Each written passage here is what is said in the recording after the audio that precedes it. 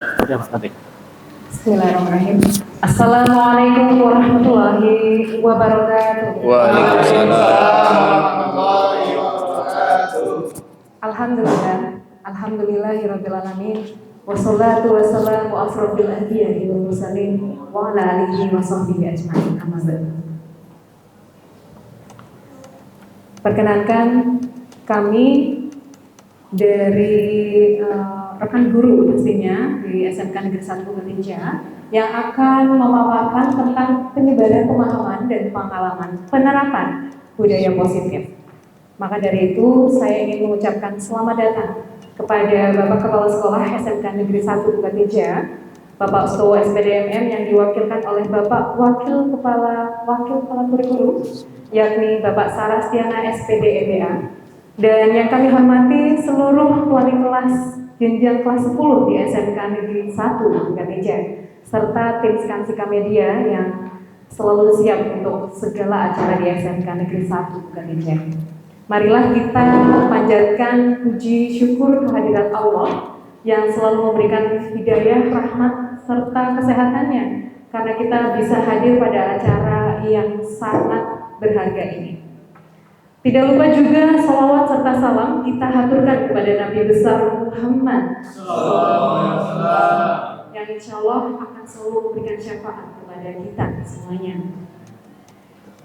Izin untuk membacakan susunan acara pada hari ini, yakni pembukaan, kemudian sambutan waka kurikulum, lanjut ke acara inti, dan nantinya juga tentang pengalaman penerapan budaya positif, dan kita akan membagikan beberapa formulir juga atau untuk keyakinan kelas di kelas masing-masing Bapak Ibu wali kelas kami.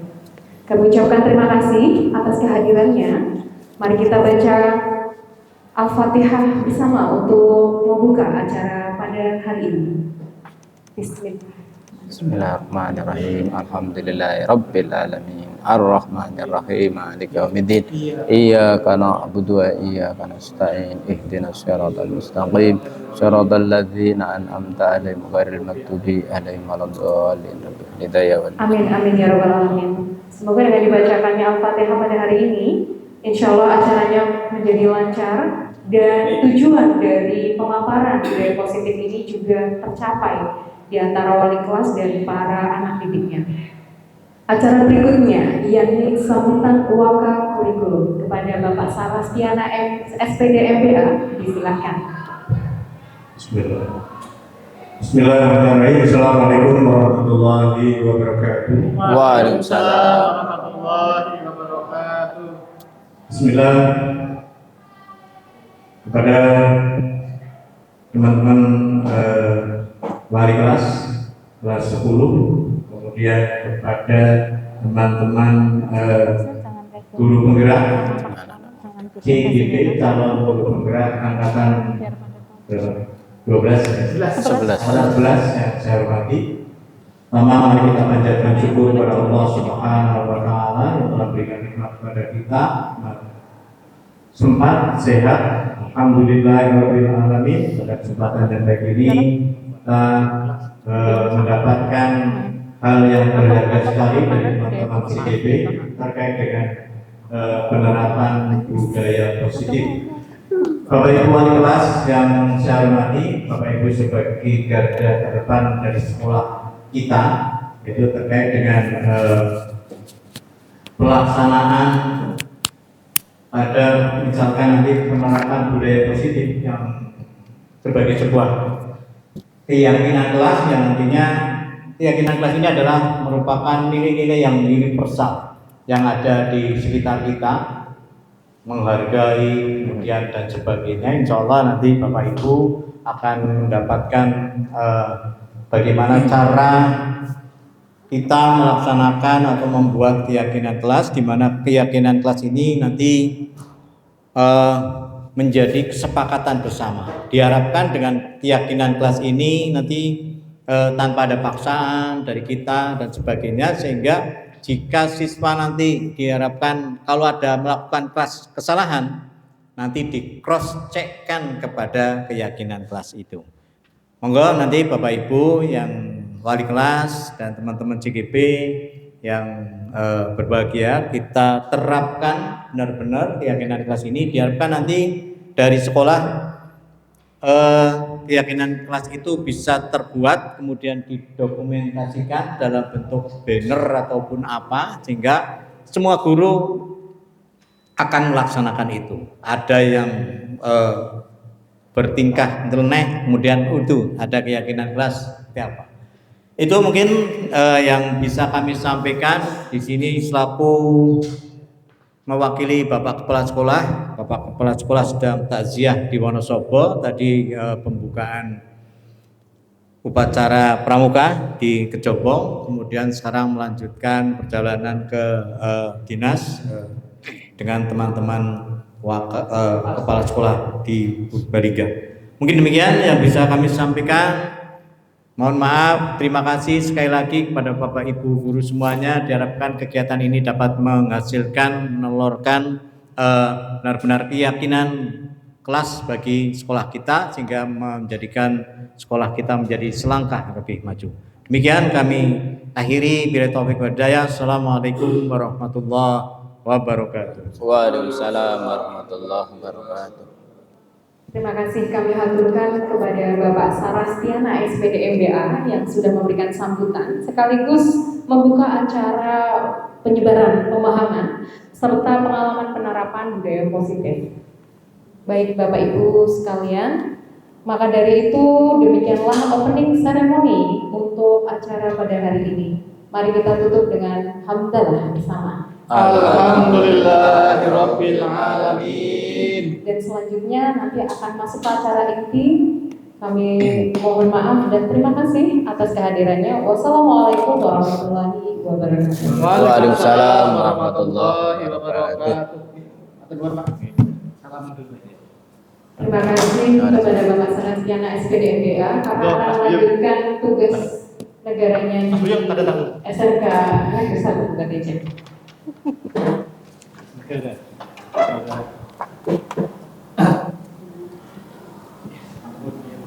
Bapak Ibu guru yang kami hormati,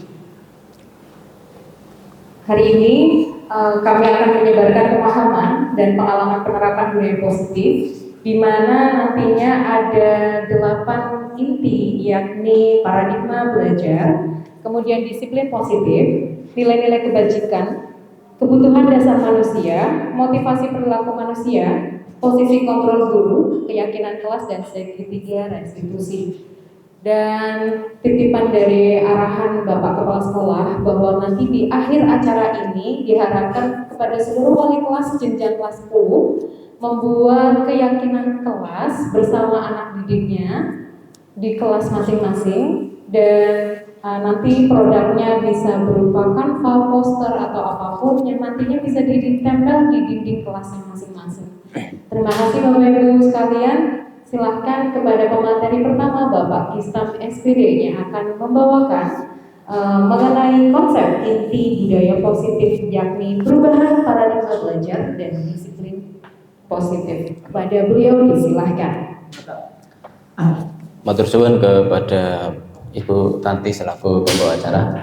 Assalamualaikum warahmatullahi wabarakatuh. Waalaikumsalam warahmatullahi wabarakatuh. Bismillah, alhamdulillah, wassalatu wassalamu ala rasulillah wa ala alihi washabihi wa mawalah. Kepada Bapak Kepala Sekolah yang saya hormati, pada segenap wakil kepala sekolah yang saya hormati, Bapak Ibu guru yang hadir pada acara hari ini, diseminasi modul 1.4 yang saya hormati juga. Alhamdulillah, sebelumnya kita bersyukur pada Allah pada kesempatan yang dalam keadaan aman ya, dan semoga rezeki kita juga aman, Allahumma amin. Biarpun punya utang bisa nyaur, Allahumma amin ya.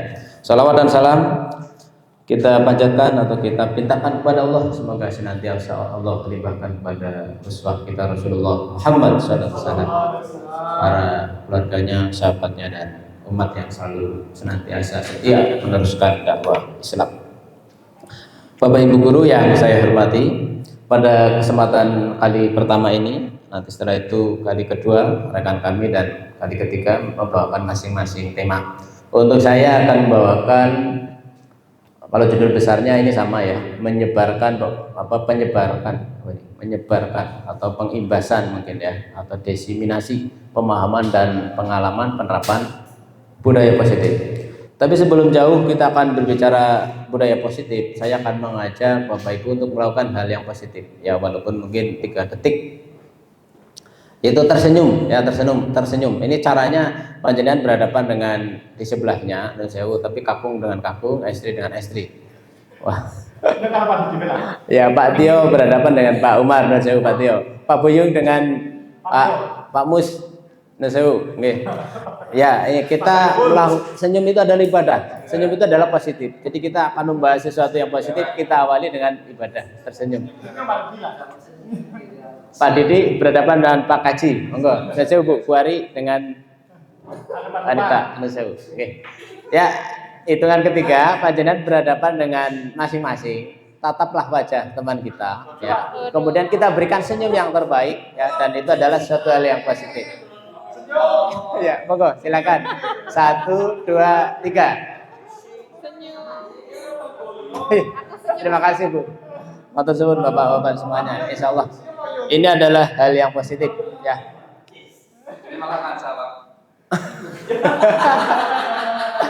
Ya, ini budaya positif. Kemudian kita lanjut. Di sini ada ajakan dari kami, ya. Jadi mari belajar bersama. Jadi pada momen ini kita belajar bersama. Kami tidak sama sekali bermaksud menggurui. Bahkan kami mungkin semalaman Ustadz Irfan nggak bisa tidur karena menyiapkan materi. Ya, begitu juga saya karena ada yang lainnya juga. Nah, ini ada ajakan dari kami ya, bahwa mari kita belajar bersama, berkolaborasi. Ya, kita berkolaborasi, saling mendukung dan mewujudkan budaya positif, ya, budaya positif di sekolah kita tercinta. Sebelum kita akan lebih jauh, ini ada kesepakatan kelas kita, ya.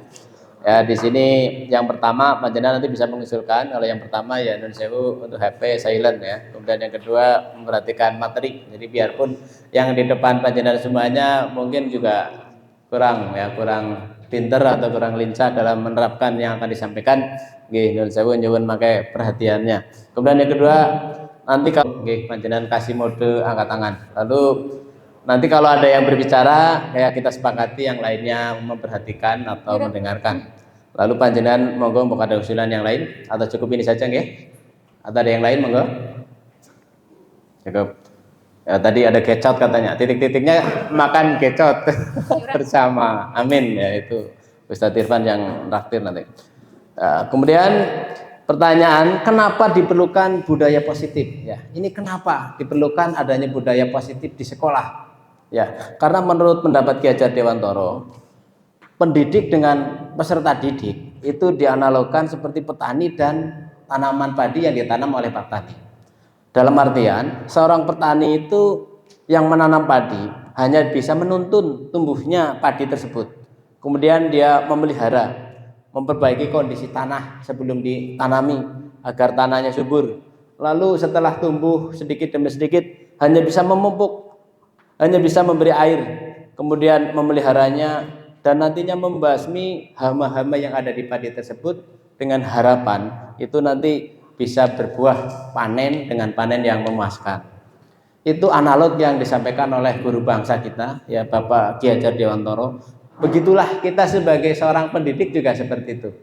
Jadi tidak bisa bahasanya memaksakan sesuatu kepada murid kita dan tidak menjamin apapun yang kita paksakan walaupun itu baik, itu terus nanti menghasilkan murid-murid yang memang baik juga. Karena yang bisa kita lakukan, kata Pak Ki Hajar Dewantoro tersebut, kita hanya bisa nuntun kok. Kita hanya bisa nuntun. Nuntun itu kan berarti hanya membantu, menjadi mitra saja. Ya. Dan mungkin memberikan sesuatu untuk membantu, misalkan kalau dianalogkan di Pak Tani itu memberikan pupuk, memberikan air. Berarti kita memberikan fasilitas, memberikan mungkin pelatihan-pelatihan yang sifatnya itu menunjang untuk mengembangkan potensi mereka agar mereka berkembang sesuai dengan kodrat alam dan kodrat zamannya. Karena inilah sehingga budaya positif itu diperlukan di sekolah kita.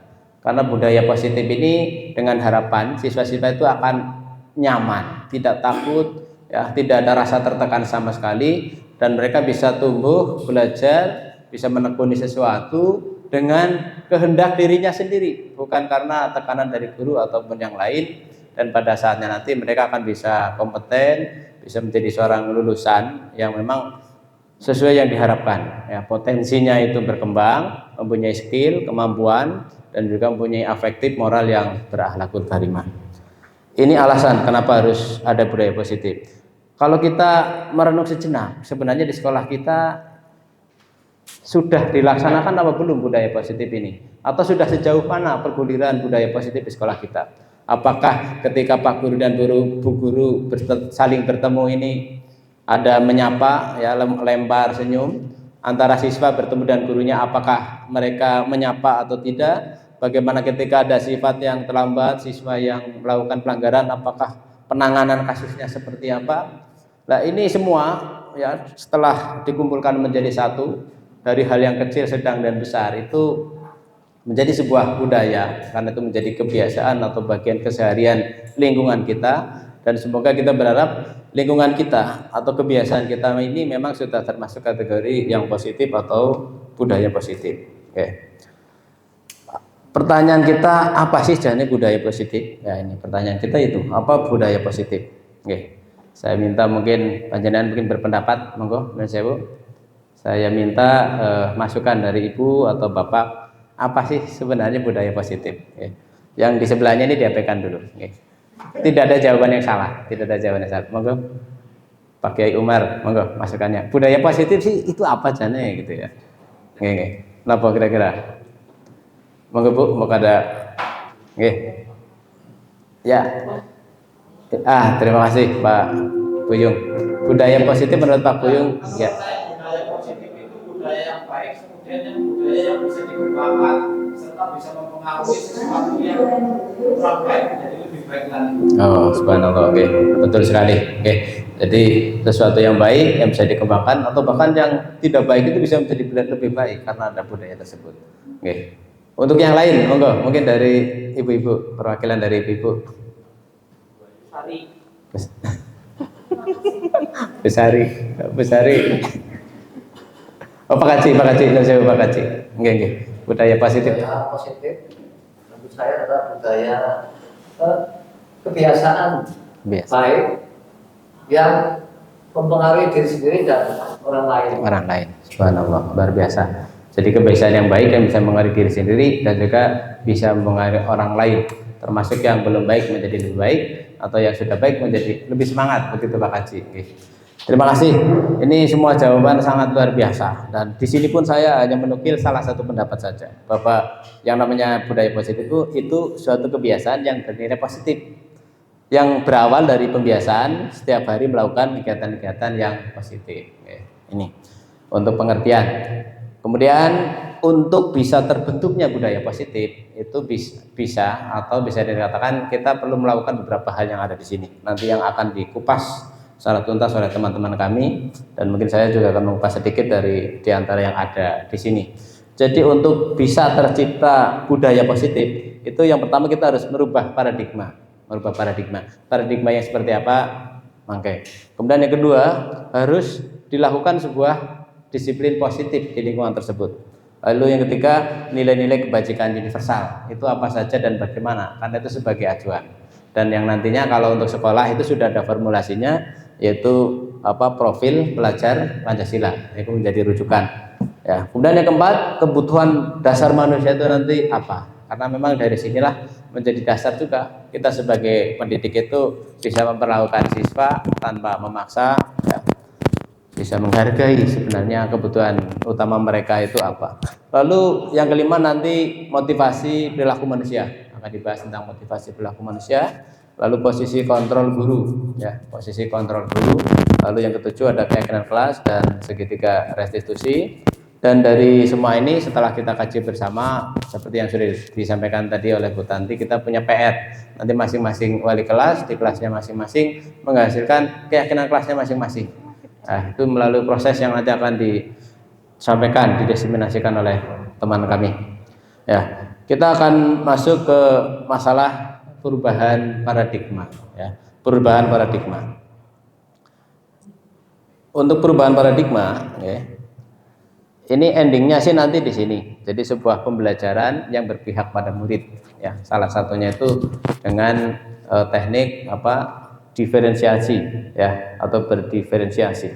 Endingnya itu nanti kita harus merubah paradigma lama kita yang kita mengajarnya itu satu arah, ya, menjadi ngajar yang berpihak pada murid, ya, dan salah satunya itu nanti dengan metode berdiferensiasi. Tapi sebelum masuk ke sini, saya akan lihat juga ada referensi.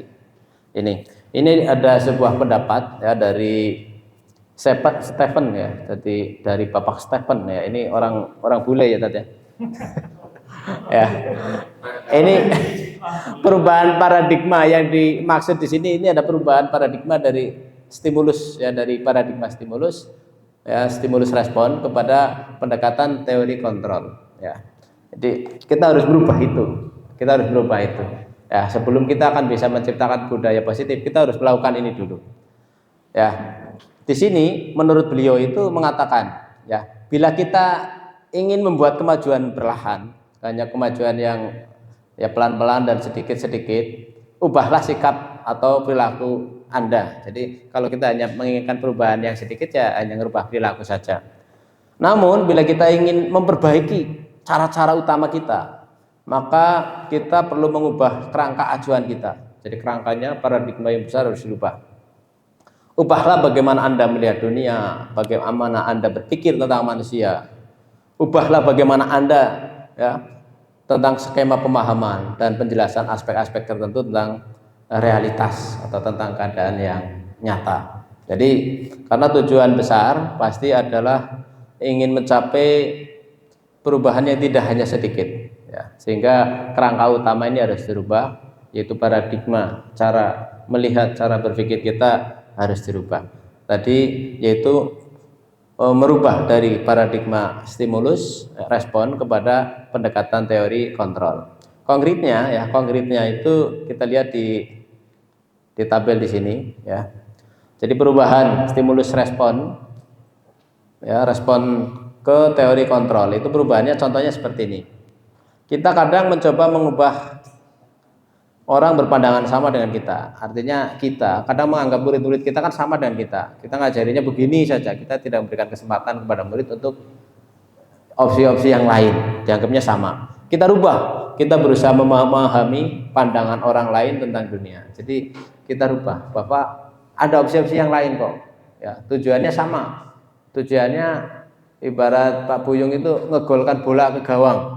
Tapi ada yang langsung dilambung dari belakang ke tengah, ya, striker langsung ke gawang, atau bahkan mungkin, ya, main dribbling yang lama. Tujuannya gol, sama tujuannya gol, sehingga kita tidak menutup, ya, kepada murid kita pun memberikan opsi-opsi yang lain atau tidak sebatas apa yang kita sampaikan kepada murid, ya. Nah, sehingga di situ nanti dengan pembelajaran berpihak kepada murid.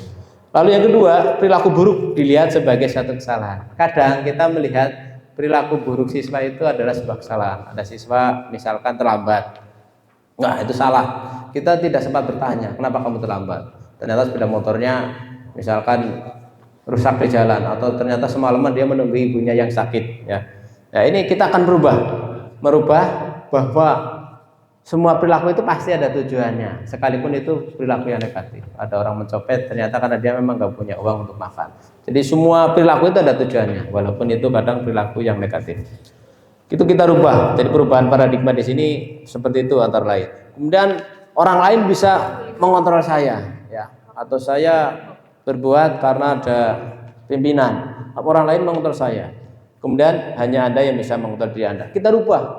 Kita rubah supaya siswa itu bukan karena gurunya, bukan karena pimpinan, bukan karena kepala sekolah, tapi bagaimana kita mengusahakan pembelajaran, yaitu nanti berpihak pada murid, sehingga akan muncul kekuatan motivasi individu atau motivasi yang berasal dari diri murid sendiri, dan itu akan menjadikan murid itu ada gurunya dan tidak ada gurunya, masih sekolah ataupun sudah lulus, dia akan melanjutkan budaya positif tersebut.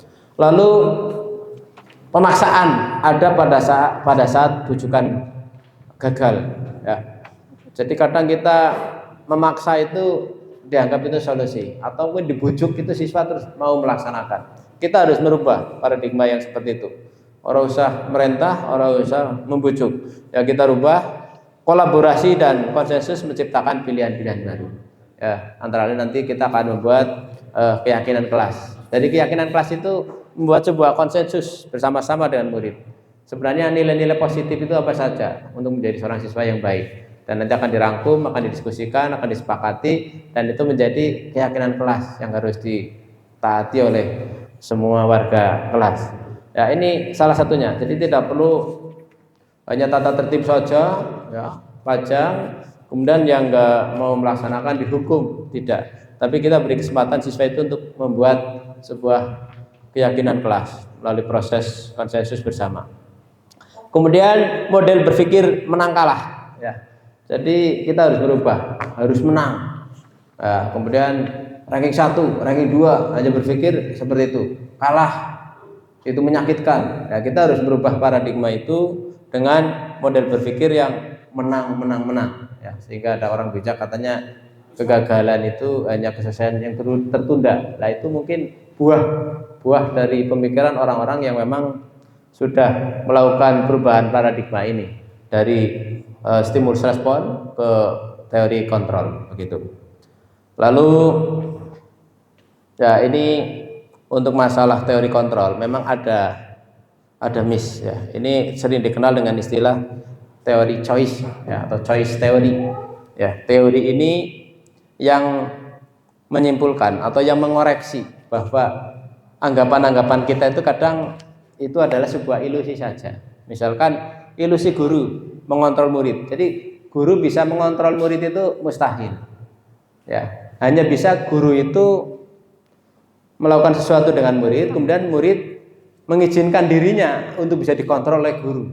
Tapi sebenarnya pada kondisi yang lain, si murid tersebut belum tentu mengizinkan. Ya, sehingga pada saat ini dia taat atau pada saat ini dia melaksanakan kebaikan positif tersebut, tapi pada saat yang berbeda ya, karena dia mungkin melihat tidak ada gurunya, dia tidak melakukan kebiasaan positif tersebut. Nah, ini koreksi ya dari pakar melalui choice theory ini bahwa guru itu bisa mengontrol murid itu sebenarnya hanya sebuah ilusi. Jadi kadang bisa, kadang nggak bisa, atau sering bisa, tapi di beberapa momen yang lain tidak bisa. Lalu harus bagaimana? Ya, yang ideal tadi harapannya adalah dengan perubahan paradigma akan bisa menjadikan murid itu bisa melakukan kebaikan, tapi dari semangat atau motivasi dari dalam diri mereka sendiri, tidak tergantung dengan guru. Lalu yang kedua di sini ilusi bahwa semua penguatan positif itu efektif dan bermanfaat. Jadi ilusi. Kalau yang kita sebagai guru sampaikan kepada murid, ceramah-ceramah yang kita sampaikan kepada murid itu memang akan memberikan penguatan positif semata. Jadi tanpa ada motivasi dari masing-masing murid tersebut. Itu hanya sebuah ilusi saja. Ya lagi-lagi menurut tadi Bapak Guru Bangsa Ki Hajar Dewantoro, yang ideal kita bisa mengambil peran seperti Pak Tani terhadap tanaman padinya tadi. Jadi menuntun, kemudian berpartner dengan murid atau nanti dengan pembelajaran yang berpihak pada murid, sehingga murid itu tanpa tergantung dengan gurunya, itu harapannya bisa terus berkembang, termasuk setelah lulus dari sekolah kita. Lalu yang ketiga dari choice theory ini, bahwa ilusi, bahwa kritik dan membuat rasa bersalah itu mampu menguatkan karakter. Ya. Kadang kita dikritik, kita jadi berubah. Tapi sebenarnya perubahan pada diri kita itu kalau hanya karena faktor kritik tadi itu hanyalah sebuah ilusi saja.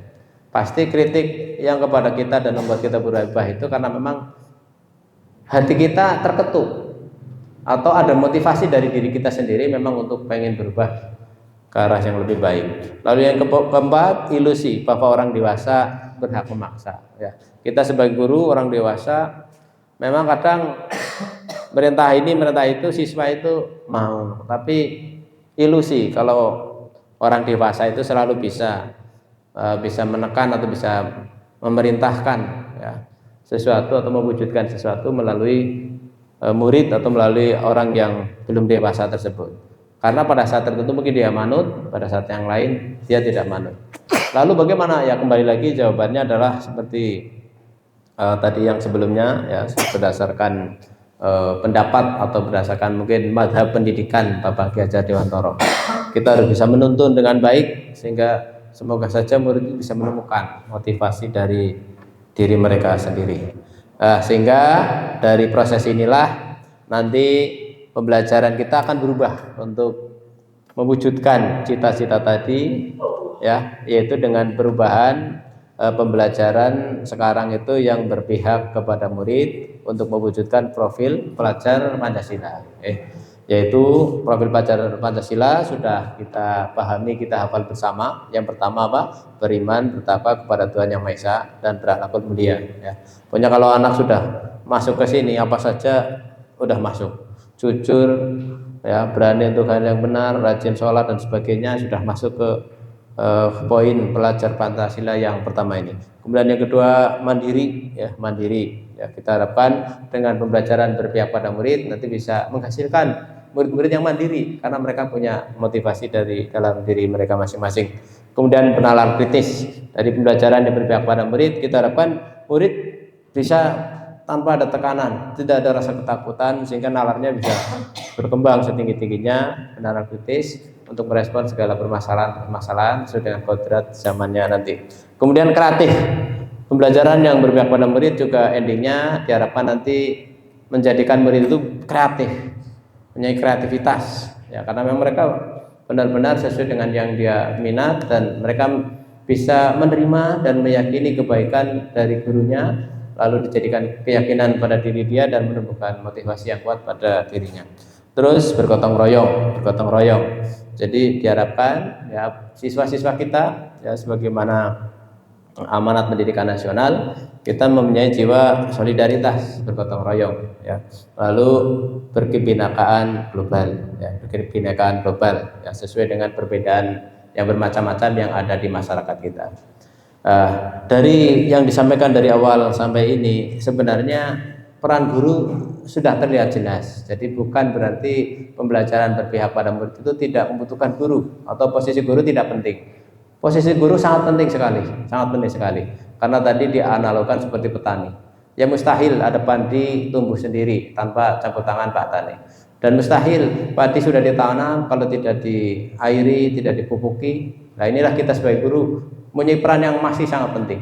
Jadi sampai di sini itu bukan berarti pembelajaran berpihak pada murid itu melepas tanpa batas. Murid menemukan apa yang dia inginkan, apa yang dia yakini atas kebenarannya. Tapi kita sebagai guru sudah ada koridor di mana kita akan masuk menjadi mitra untuk murid supaya bisa menuntut murid sehingga murid bisa menemukan keselamatan atau kebahagiaan ya, setinggi-tingginya. Lalu yang kedua, setelah perubahan paradigma kita lakukan, ini link YouTube saya nanti nggak perlu saya setel. Disiplin positif.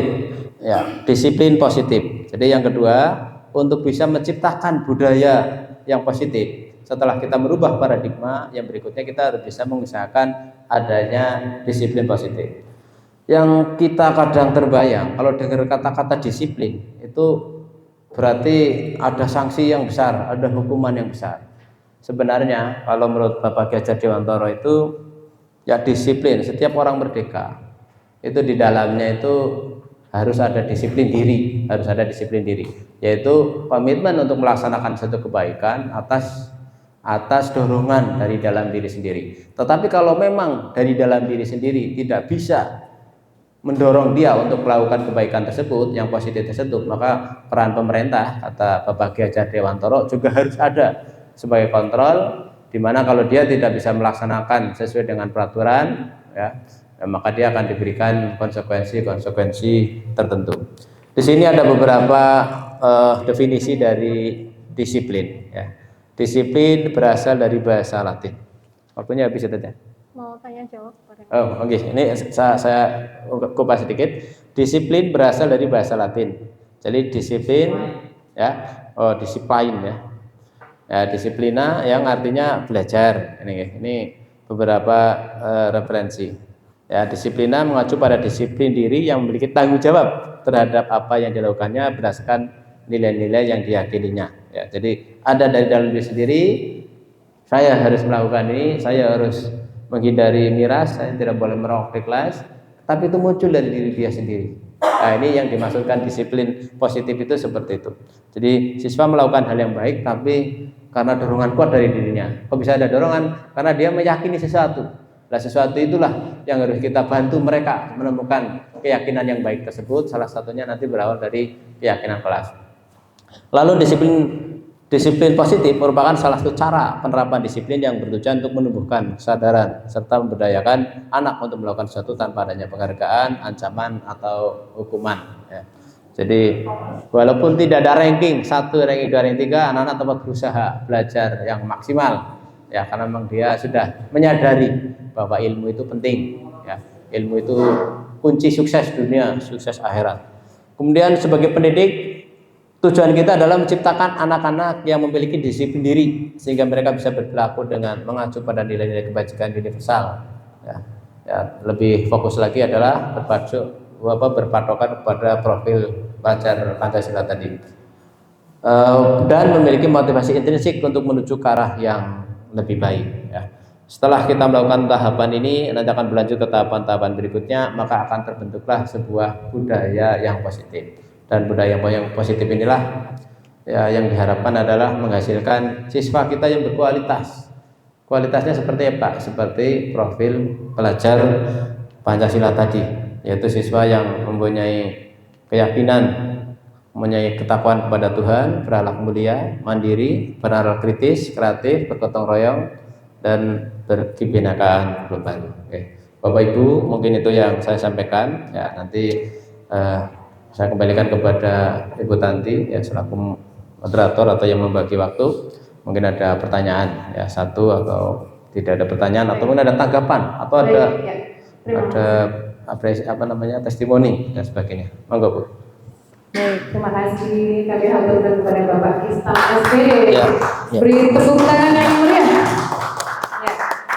Baik, kali ini kita akan masuk ke Q&A, yaitu tanya jawab. Kami perkenalkan hanya untuk satu penanya. Silakan, mungkin penanya boleh memberikan apresiasi juga boleh. Kepada Bapak Tio Setia Rahayu SPD.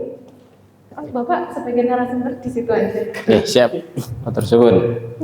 Ya, terima kasih. Assalamualaikum warahmatullahi wabarakatuh. Waalaikumsalam warahmatullahi wabarakatuh. Selain yang perubahan dari paradigma stimulus respon. Yang pertama, yang setelah ini, oke. Saya mau menanyakan terkait dengan poin pemasangan ada saat bujukan gagal. Jadi di situ teorinya adalah kolaborasi dan konsensus menciptakan pilihan-pilihan baru. Mohon maaf, saya mengatakan diri saya sendiri saja. Saya ketika di ekskul itu, ketika pada saat anak itu tidak mau melakukan sesuatu yang saya perintahkan, pada itu baik, pada akhirnya saya itu modelnya adalah kalau memaksa. Seperti itu Pak. Mohon maaf. Ketika saya bilang seperti itu dengan anak saya sendiri di masjid, mereka mau melaksanakan dan saya anjurkan. Apakah ketika perintah itu dirasakan anak itu merasa itu suatu kewajiban, atau memang merasa ini adalah perintah dari Pak Tio? Yang ketiga, tanpa apakah ada kesadaran diri dari mereka sendiri, makanya saya perintahkan untuk harus dipaksakan, harus dilaksanakan seperti itu. Jadi pertanyaannya adalah, apakah saya ini dalam memerintahkan ke anak dengan paksakan akan ada pilihan di antara mereka itu sesuatu yang stimulusnya itu seperti apa Pak? Respon dari anak itu seperti apa? Apakah dengan terpaksa atau memang takut dengan saya di masjid seperti itu? Mohon dijelaskan, karena ketika saya sudah memerintahkan dengan seperti itu, ketika dilaksanakan saya diri kok saya memerintahkan maksa ya dengan anak itu setelah saya mau dan anak itu melaksanakan. Siap. Tanpa saya memaksakan, bisa nggak sih anak itu ada kesadaran diri untuk melaksanakan perintah yang saya perintahkan seperti itu. Hal itu saja. Oke. Matur tersebut, oke, langsung saya tanggapi Ibu. Jadi pada perubahan paradigma di sini kita supaya merubah paradigma kita yang dulu itu pemaksaan ada pada saat bujukan gagal. Jadi memang paradigma kita yang sampai hari ini kita kan pertama membujuk orang, ayo sholat. Engkau ternyata orang sholat, terus kita paksa sholat, orang tak absen, misalkan seperti itu, ya, atau ngerjakan PR, ayo dikerjakan PR, ya. Nah nanti kadang dalam membujuk, nanti kalau kamu tidak mengerjakan tidak dapat nilai. Nah terus pada saat yang lain dipaksa, yang kamu kerjakan PR, maju ke depan, berdiri. Ini paradigma kita yang lama. Tapi bukan berarti paradigma ini salah, karena seperti yang kita lihat di pendapatnya Pak Ki Hajar Dewantoro pun, yang namanya disiplin positif itu kan sebuah kekuatan dari dalam diri untuk melaksanakan satu hal yang positif. Dan ketika tidak ada kesadaran yang kuat dari masyarakat untuk melaksanakan hal yang positif, maka pemerintah itu supaya berperan mengontrol orang-orang yang belum mempunyai disiplin positif. Salah satunya ya adanya sanksi, adanya tadi tindakan-tindakan yang tegas. Mungkin menurut Pak Tio tadi ya bahasanya ya memaksa gitu. Jadi intinya yang dilakukan oleh Pak Tio sebenarnya ya bukannya salah gitu loh. Ketika itu sudah diberikan pemahaman, setelah diberikan bujukan, setelah diberikan wawasan, masih saja tidak mau melakukan, ya memang itu menurut Pak Ki Hajar Dewantoro juga seperti itu diperlukan. Ya. Jadi karena kalau nggak ada pemerintah itu menyediakan konsekuensi untuk yang tidak disiplin positif, ya nanti negaranya bubar seperti itu. Nah, kasus yang Pak Tio alami juga sama. Ketika yang sudah diberi wawasan, sudah dijadwal, sudah dibujuk, sudah bahkan mungkin sudah dikasih saran-saran yang baik sama temannya, tetap saja nggak melakukan. Nah ini kalau nggak ada paksaan ya nanti dia akan nggak bisa melaksanakan apa yang baik tadi. Oke. Lah, cuman idealnya perubahan paradigma di sini kita supaya berubah. Kita berubah dari paradigma yang seperti itu, yang membujuk dulu baru belakangan memaksa. Itu kan dirubah dengan berkolaborasi dan konsensus menciptakan pilihan-pilihan baru. Ya, sehingga nanti itu kita praktekkan di kelas kita. Ya, nanti akan diajarkan atau akan disampaikan oleh teman kami. Tapi gambaran singkatnya membuat keyakinan kelas itu kan kita di kelas, gurunya di depan, anak-anak kita membuat keyakinan kelas. Kira-kira hal positif apa menurut anak-anak agar kita semuanya bisa belajar lancar, optimal, tertib, dan itu menjadi keyakinan kita. Mungkin ada yang usul berangkat tepat waktu, tulis. Mungkin ada yang usul jangan buang sampah sembarangan. Nah, tapi kalau keyakinan itu nanti dengan kalimat-kalimat yang positif. Ya. Ada yang usul harus jujur, ada yang usul jadwal piket dipatuhi dan sebagainya. Nah itu dari keyakinan kelas ini adalah bentuk aktual dari kolaborasi dan konsensus menciptakan pilihan-pilihan baru. Jadi anak-anak sendiri yang memilih nilai-nilai positif yang harus ditaati atau dilaksanakan oleh semua warga kelas di situ. Dengan begitu, walaupun berawal dari kelas, nanti anak-anak akan terbiasa bahwa melakukan itu bukan karena gurunya, tapi karena mereka sendiri yang dulu membuat konsensus. Dan mereka sendiri mestinya yang harus menaati, dan mereka sudah memahami manfaat dari yang dikonsensus atau disepakati tersebut. Oke. Mungkin itu Pak Tio. Oke. Terima kasih Pak Tio tersebut. Terima kasih kami sampaikan kepada Bapak Setia Rahayu SPD dan juga Bapak Kisam SPD yang sudah memberikan paparan pertama dan kedua. Baik, pertanyaan dari Pak Tio bagus banget Pak Tio. Tahukah Pak Tio bahwa pertanyaan Pak Tio itu futuristik Pak? Kalau istilahnya itu future, menjangkau segala zaman. Menjangkau semuanya loh Pak. Nanti betul. akan lebih terang. Ya, seperti semua orang mengalami. Jargonnya Yamaha selalu terdepan. Semua orang mengalami. Karena nanti Pak Tio akan mendapatkan jawaban lebih terang lagi, yaitu apakah posisi kontrol sebagai guru, yaitu Pak Tio, apakah sebagai penghukum, teman, ataukah manajer. Wah, luar biasa. Terima kasih Pak Tio. Tepuk tangan yang meriah untuk Pak Tio. Pertanyaannya bagus sekali. Saya juga nggak nyangka ini. Doakan juga Pak Tio akan UPPPG. Oke. Luar biasa. Mungkin dapat pencerahan dari situ juga ya Pak Tio ya. Baik. Oh iya paten ini. Baik, terima kasih. Selanjutnya kita akan masuk ke paparan materi yang berikutnya. Pak Omar. Ya. Ya. Yang ini ya. Yang kiri. Salam apa lagi? Ya. Apa rasa salam? Oke, kawula mungkasi nggih. Wassalamualaikum warahmatullahi wabarakatuh. Baik, terima kasih. Selanjutnya adalah saya sendiri. Iya. Ya. Monggo, Bu. Nilai-nilai kebajikan universal. Apa sih itu sebenarnya nilai-nilai kebajikan universal? Sebelum ini ya, karena ini masa transisi dari seorang ustadz kepada ustadzah. Masya Allah. Masya terima ini. Salam Nabi Muhammad. Jadi saya mau ngasih tebak-tebakan dulu ya. Mau ngasih tebak-tebakan dulu. Ikan bernapas di air dengan, ada yang tahu Bapak Ibu? Salah. Izin Allah. Izin Allah salah. Yang betul apa? Insannya. Yang betul adalah ikan bernapas di air dengan tenang. Tenang. Tepuk tangan dulu.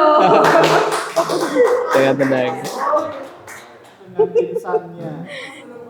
Belum connect ya? Oh. Cakep. Baik. Jadi untuk nilai-nilai kebajikan universal, contoh seperti ini.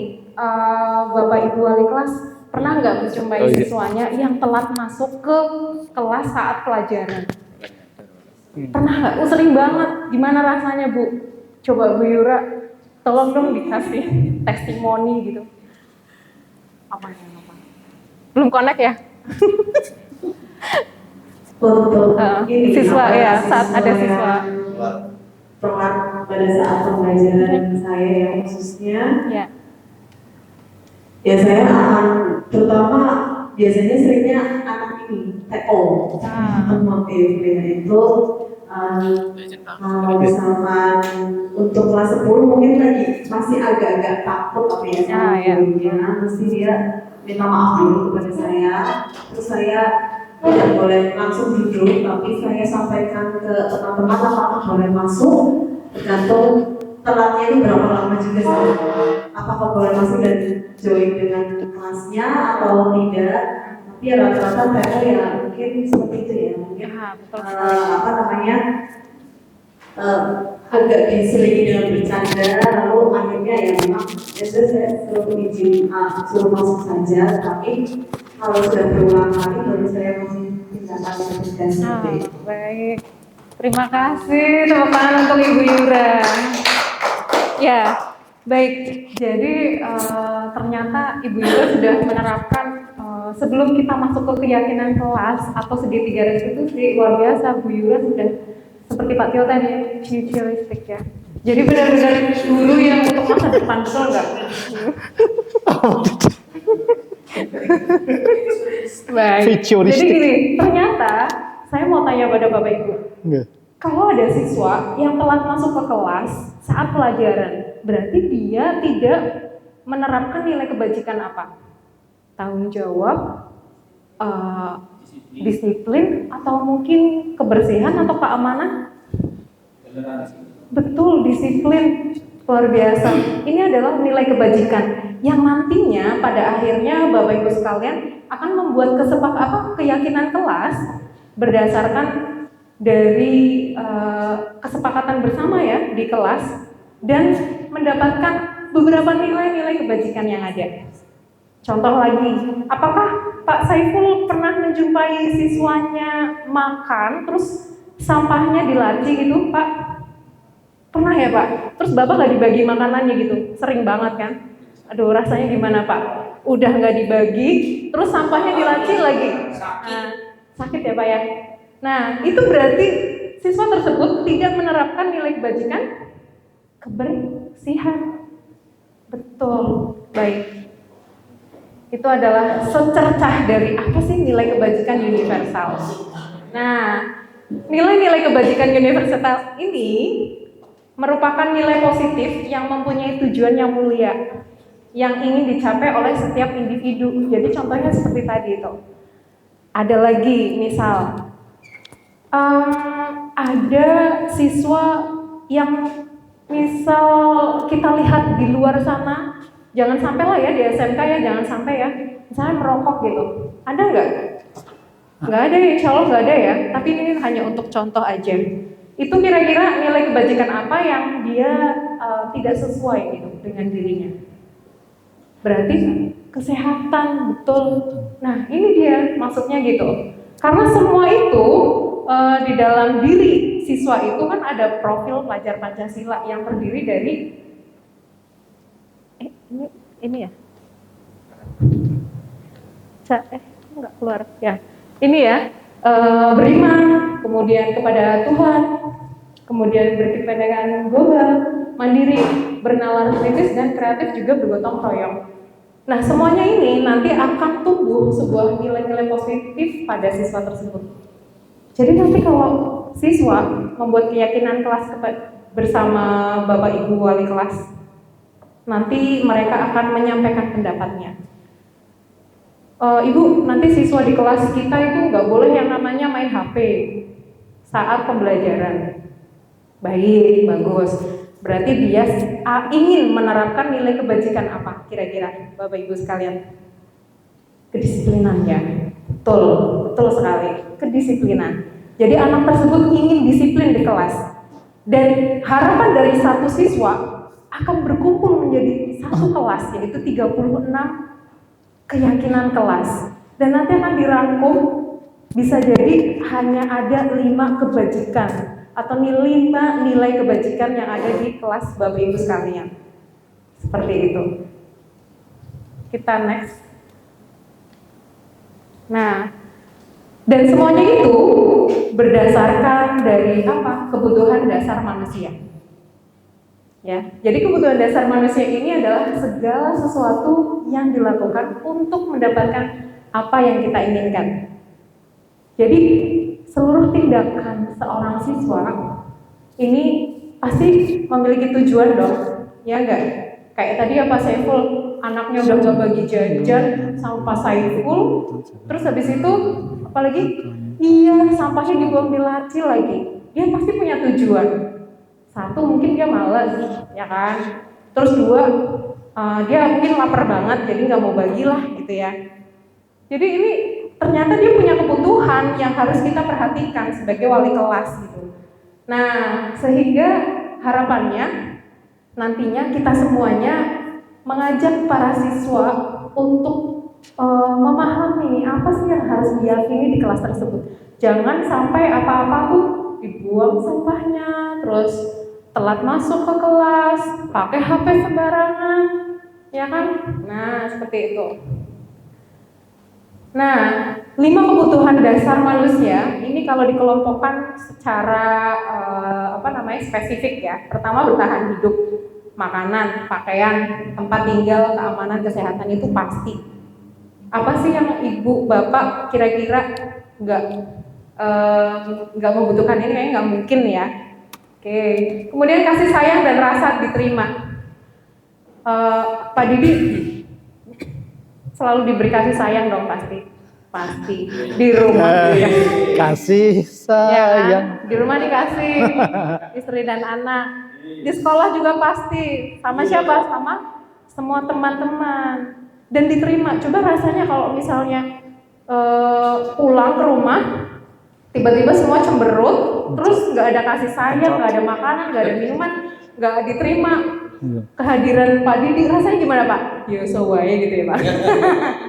Tapi kayaknya Pak Didi ini orangnya easy going gitu ya, santai, ya bisa keropo-opo gitu ya Pak. Tapi pasti di dalam hati Pak Didi tuh pengen namanya, ya aku nggak pengen disayang loh gitu ya Pak. Aku juga ingin diterima gitu kan.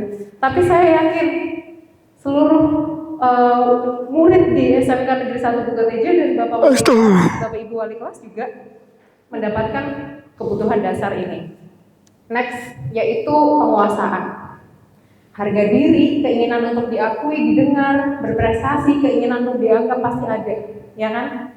Kita mendapati ada beberapa siswa yang biasanya kalau lagi di kelas tuh malu, sebenarnya dia pengen dihargai, tapi dia malu untuk mengungkapkan. Kenapa? Karena dia merasa insecure. Ada nggak cerita dari Bapak Ibu sekalian yang mungkin siswanya insecure di kelas? Minder. Sudah pernah menjumpai belum? Coba Pak Didi, Pak. Rasa minder. Iya, insecure. Nyatu tante. Untuk siswa 10 di BB1 memang angkatnya apa ya? Artinya cilik-cilik bu. Artinya? Iya, artinya. Iya. Oh. Jadi agak bisa sedikit. Oh, baper. Oh.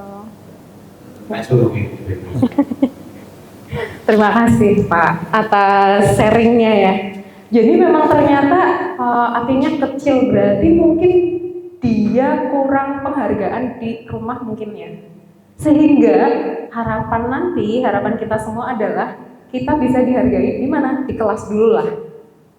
Dengan apa? Dengan keyakinan kelas. Nah, untuk kertas-kertas yang dibagikan itu adalah arahan dari Bapak Kepala Sekolah bahwa harapannya nanti Bapak Ibu wali kelas membuat keyakinan kelas bersama siswa-siswanya tentang apa aja sih yang ingin mereka lakukan dan harus saling menghargai dan lain sebagainya. Mereka yang akan menyebutkan satu persatu. Bila mana siswa tersebut bingung, bisa googling dulu, bisa diajarkan dulu oleh Bapak Ibu sekalian apa itu budaya positif, apa itu nilai kebajikan, apa itu kebutuhan dasar manusia agar bisa dihargai. Kalau dihargai dari teman dulu, di kelas dulu, insya Allah nanti kedepannya artinya jadi besar. Betul nggak Pak Didi? Ya, terima kasih ya Pak Didi. Selanjutnya kebebasan. Ada mandiri, memiliki pilihan, mencoba hal baru, dan mampu mengendalikan dirinya. Mencoba hal baru nih, biasanya siswa-siswa yang benar-benar punya high confidence gitu ya. Dia mampu, sebenarnya dia nggak mampu, tapi ikut ekskul akhirnya mampu. Itu udah luar biasa. Lanjut kesenangan, bermain, humor dan tertawa. Boleh humor, boleh tertawa, boleh bermain, tapi ada masanya, ada batasannya. Sehingga nanti pada keyakinan kelas, pada budaya positif di kelas Bapak Ibu sekalian akan dibatasi dengan keyakinan kelas tersebut agar para siswa dapat menempatkan diri kapan dia bisa humor kepada teman, dia bisa bercanda yang baik, tidak menyinggung antar teman. Baik. Silakan Bapak Ibu sekalian, mungkin ada pertanyaan untuk nilai kebajikan universal sama 5 kebutuhan dasar manusia yang sudah saya sampaikan. Silakan untuk satu penanya atau satu komentar.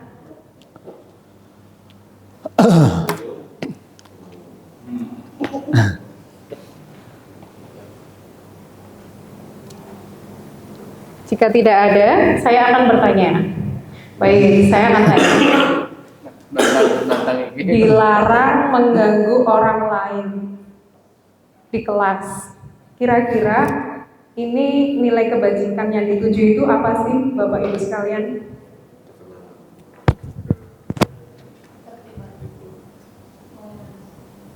Toleransi boleh, menghormati ya orang lain boleh. Kemudian lanjut, saya bertanya, mau antri atau bergantian untuk menunggu giliran? Kira-kira nilai kebajikannya apa Bapak Ibu sekalian? Toleransi. Kesabaran ya? Ya enggak? Sing sabar gitu ya. Ya.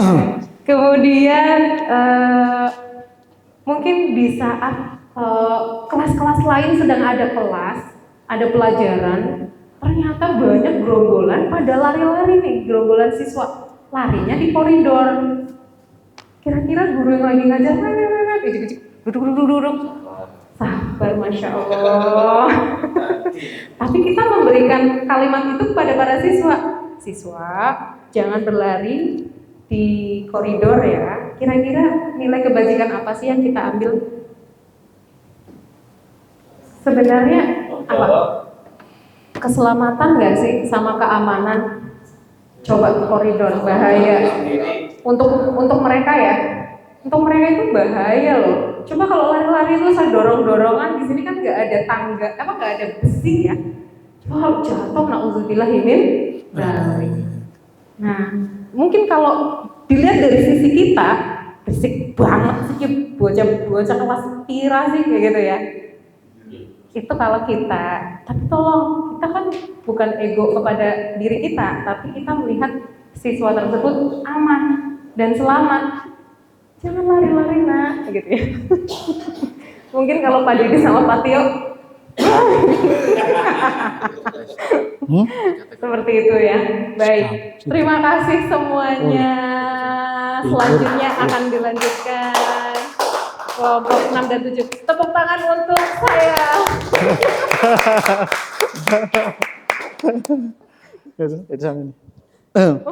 Masa terima kasih untuk diri. Multi. Baik, terima kasih. Sudah sampai 4 poin dan dilanjutkan di poin kelima dan 6 oleh Bapak Irfan Nisa ISPD. Kepada Bapak Irfan Nisa ISPD disilahkan. Alhamdulillahirabbil alamin. Lanjut. Nah, itu. Silakan Pak, berdiri. Oke. Ice breaking dulu ya, ben ora tegang nggih. Karena saya pembina pramuka ya ada berkaitan dengan materi ini ya ada nih sinkron ya. Judulnya adalah lagunya itu Disiplin. Oke. Lagu dulu ya, yang bisa nanti ya bersenandung dulu, yang tidak bisa ya mendengarkan sing nggih. Disiplin. Ki mantan intro ini mantan angel ki.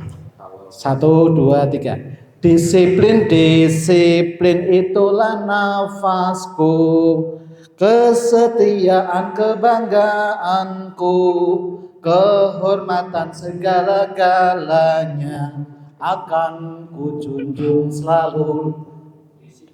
Disiplin itulah nafasku, kesetiaan kebanggaanku, kehormatan segala-galanya akan ku junjung selalu.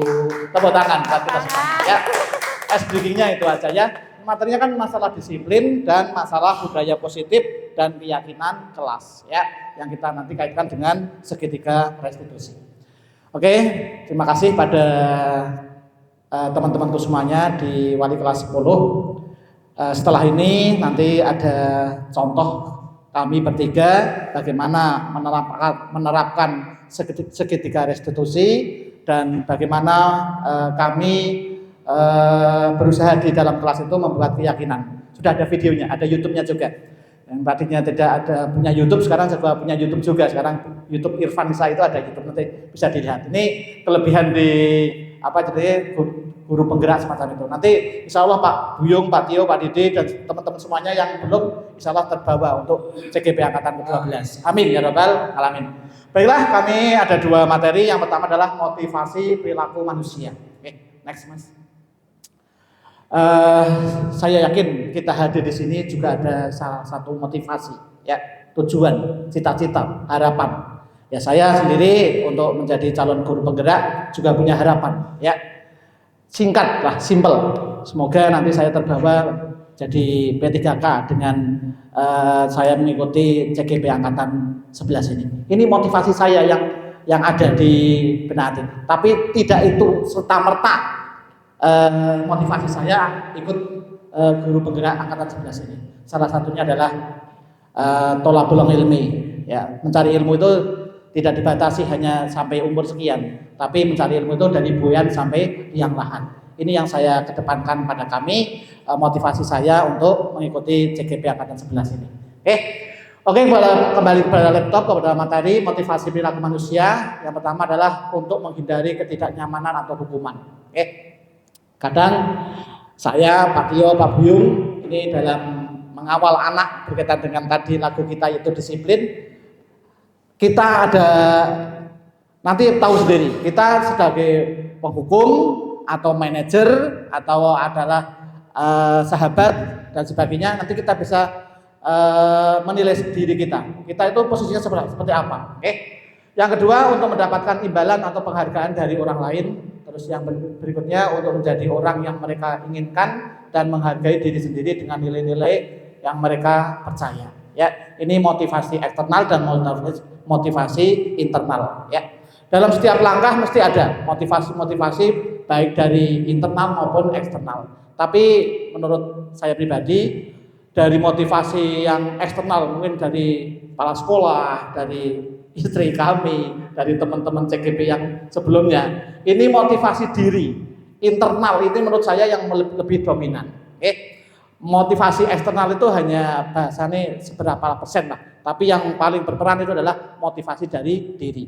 Setiap kita mau melangkah, setiap mau kita melakukan sesuatu, mesti ada motivasi dari diri sendiri. Itu menurut penilaian saya. Oke, next Mas. Terus motivasi perilaku manusia, ya. Ada dua juga, motivasi internal dan motivasi eksternal, ya. Motivasi perilaku manusia yang pertama adalah untuk menjadi orang yang mereka inginkan dan menghargai diri sendiri dengan nilai-nilai yang mereka percaya. Ini motivasi dari internal kita. Dan motivasi eksternal yaitu sebaiknya menghindari hukuman dan pemberian penghargaan yang berlebihan agar dapat meminimalisir motivasi eksternal dalam diri murid. Ini sedikit saya analogikan, ya. Saya pernah ini studi kasus, ya. Ada anak nggak tahu pas saya pelajaran jam setelah istirahat, anak itu kok basah bajunya, maksudnya basah bajunya. Langsung saya waktu itu sebelum saya ikut CGP, ya, langsung saya justice, saya kasih hukuman, ya. Wong pelajaran jam hari istirahat kok kelebus kabeh. Tidak saya bahasane, tidak saya kalau bahasa agama itu apa namanya? Tabayun dulu, ya. Tabayun dulu. Enggak langsung saya justice, langsung saya hukum. Itu dulu semacam itu. Oh, jebule penanganan yang semacam itu tuh keliru. Harusnya kita tabayun dulu, ditanya dulu. Anapa nak, kenang apa sampean klambine kok basah kuyup semacam ini? Oh, jebule anak itu ulang tahun, terus diguyur oleh teman-temannya. Langsung anak itu nangis waktu itu. Bahkan pernah ini, saya ketika di kesiswaan, ya, ini banyak sekali lah kejadian-kejadian yang saya alami yang akhirnya harus kami rubah, ya. Contoh, anak tidak ikut upacara. Dia diam di tangga, nun sewu pada waktu itu sambil cengar-cengir pakai HP. Saya spontanitas, ya. Spontanitas saya jewer itu. Apa yang terjadi, bapak-bapak, ibu-ibu semuanya? Jebule anak itu baru operasi telinga, akhirnya keluar darahnya. Naudzubillah min dzalik, saya hampir dilaporkan sama orang tua. Makanya kita harus sedikit waspada. Makanya di kesiswaan itu sangat riskan sekali terhadap materi ini. Apalagi kami sendiri di dalamnya harus betul hati-hati, ya. Akhirnya waktu itu kebetulan ibu wali kelasnya Bu Yunita klarifikasi sama saya, Pak Irfan, anak saya kok sampai berdarah, telinganya kenapa dan sebagainya. Itu ketika Pak Guru atau ketika saya menangani hal-hal yang semacam itu, ya. Terus satu lagi pernah, ya, studi kasus, ya. Ketika kegiatan kepramukaan, anak itu tidak ikut apel, saya suruh push up sampai 50 kali. Apa yang terjadi, Mbak? Ibu-ibu semuanya pernah. Ini kan ada tulang, ya, dua, ya. Dua-duanya patah, Mas. Kebetulan bapak ini preman, luar biasa. Saya ibaratnya suruh tanda tangan. Yang keluar anak saya atau yang keluar Pak Irfan. Itu sampai dari kelas 10 sampai kelas 12 kalau terjadi hal yang semacam itulah. Tapi alhamdulillah dari kelas 10 sampai kelas 12 anak itu tidak sampai cedera lagi dan alhamdulillah saya selamat. Dan akhirnya surat pernyataan itu selesai. Itu yang saya hadapi ketika berhadapan dengan siswa. Makanya terima kasih sekali ada pelajaran berkaitan dengan guru penggerak ini. Bagaimana kita berhadapan dengan siswa, istilahnya kita harus berpihak kepada murid, istilahnya kita menghambakan pada murid dalam artian tanda kutip, ya. Itu adalah kasus-kasus yang ada selama saya mengajar di SMK ini. Ini kasuistik yang semoga tidak terjadi pada ibu-ibu dan bapak-bapak semuanya. Next, Mas. Konsep disiplin dengan identitas gagal, ya. Hukuman ini akhirnya akan berimbas pada apa? Satu, tidak terencana, tiba-tiba. Kalau hukuman itu, tadi spontanitas saja, ya. Dia tidak mau ikut upacara, push up 50 kali, patah akhirnya. Ya, yang kedua, murid tidak tahu apa yang akan diberikan. Terus bersifat satu arah, hanya dari saya anggap benar, tapi itu kan belum tentu benar untuk siswa. Makanya tolong hal-hal yang buruk ini jangan ditiru. Ini kasus nyata. Terus yang berikutnya meyakinkan murid tidak nyaman. Meyakinkan murid tidak nyaman. Terus yang berikutnya dapat berupa hukuman fisik atau psikis. Sekarang kita sedikit hindarilah hukuman-hukuman yang bersifat fisik. Sekarang setelah saya ikut kegiatan ini, kegiatan CGP ini, saya minimalisir lah. Kegiatan-kegiatan yang misalkan sekarang hukumannya apa? Udah satu anak ambil daun ketapang 25, itu kan malah bersih terus nyaman dan sebagainya. Terus ada hukuman lagi apa? Kalau saya anak terlambat, suruh untuk bagaimana? Monggo sholat duha dulu mas, sholat duha di masjid. Itu kan menanamkan keagamaan dan sebagainya. Terus berkaitan dengan penghargaan tidak efektif, terus merusak hubungan, menimbulkan rasa iri, terus mematikan kreativitas, merampas hak menghargai dirinya. Pengalaman-pengalaman yang pernah saya lakukan itu, monggo bisa untuk introspeksi kita bersama di dunia pendidikan. Ini memang sangat apa ya, apalagi dalam tanda kutip. Tapi sebenarnya masih ada ranah hukum atau bahasane apa ya, yang memberikan rasa nyaman kita untuk melakukan pembinaan, melakukan bahasane dalam tanda kutip hukuman dan sebagainya itu masih ada advokat lah yang melindungi kita. Kalau tidak ada, salah satunya apa? Tata tertib. Tata tertib di SMK kita kan kalau melakukan kekerasan dengan guru langsung poinnya adalah 100. Ibaratnya langsung keluar. Makanya kita juga akan nyaman, merasa teradvokasi dari tata tertib itu. Makanya saya juga ada keberanian, karena salah satunya kalau siswa sampai menganiaya guru atau staf atau apapun karyawan di SMK Bukat Teja, poinnya juga langsung 100, langsung dikembalikan kepada orang tua. Jadi tetap tegar saja untuk mendisiplinkan anak, tapi masih dalam koridor yang jelas, yang ada. Mungkin itu karena sebentar lagi jam 12 itu juga sudah masanya zuhur dan sebagainya. Mungkin yang saya harapkan itu forum diskusi ada, forum tanya jawab atau mungkin memberikan masukan-masukan berkaitan dengan materi yang saya sampaikan. Ada lagi mas? Next mungkin. Ya, konsep disiplin dengan identitas sukses, yaitu konsekuensinya sudah terencana, sudah disepakati dan tertera di peraturan. Murid dibuat tetap tidak nyaman, sikap guru sering mengontrol murid, dan ada stimulus respon. Ya, untuk restitusi, murid bertanggung jawab terhadap perilakunya, fokus pada pemecahan masalah jangka panjang, murid menghormati dirinya sendiri dan orang lain, ada teori kontrol, dan murid bersemangat memperbaiki kesalahan. Next, mas. Konsep disiplin pendekatan restitusi sebuah cara menanamkan disiplin positif pada murid. Ya, pengertiannya adalah monggo bisa dibaca sendiri, itu yang disampaikan oleh Gosem 2004. Terus ciri-cirinya, satu, bukan menembus kesalahan, namun memperbaiki kesalahan. Yang kedua, memperbaiki hubungan. Yang ketiga, tawaran bukan paksaan. Yang keempat, mencari kebutuhan dasar yang mendasari tindakan. Yang berikutnya, fokus pada karakter bukan tindakan. Yang terakhir yaitu menguatkan dan fokus pada solusi. Ya, kalau kita ada masalah itu jangan cari apa sebenarnya, tapi cari solusi lah. Kalau ada suatu permasalahan, jangan kita ributkan kesalahan-kesalahan itu, tapi ambil solusinya. Makanya saya pernah lihat di itu ya. Terus slogan yang di sana juga sangat menginspirasi sekali, yaitu satu tauladan lebih baik daripada 1000 nasihat. Ya, satu tauladan lebih baik daripada 1000 nasihat. Guru ngomong, baik. Yang penting itu kita memberikan tauladan, memberikan contoh. Ayo sholat zuhur berjamaah tepat waktu. Ya, seperti Pak Buyung sudah memberikan contoh. Mesti jam 12 sampai 10 menit dia langsung ke sana, langsung adzan. Dia nggak perlu banyak ngomong, tidak perlu ayo sholat zuhur. Dia memberikan tauladan, memberikan contoh.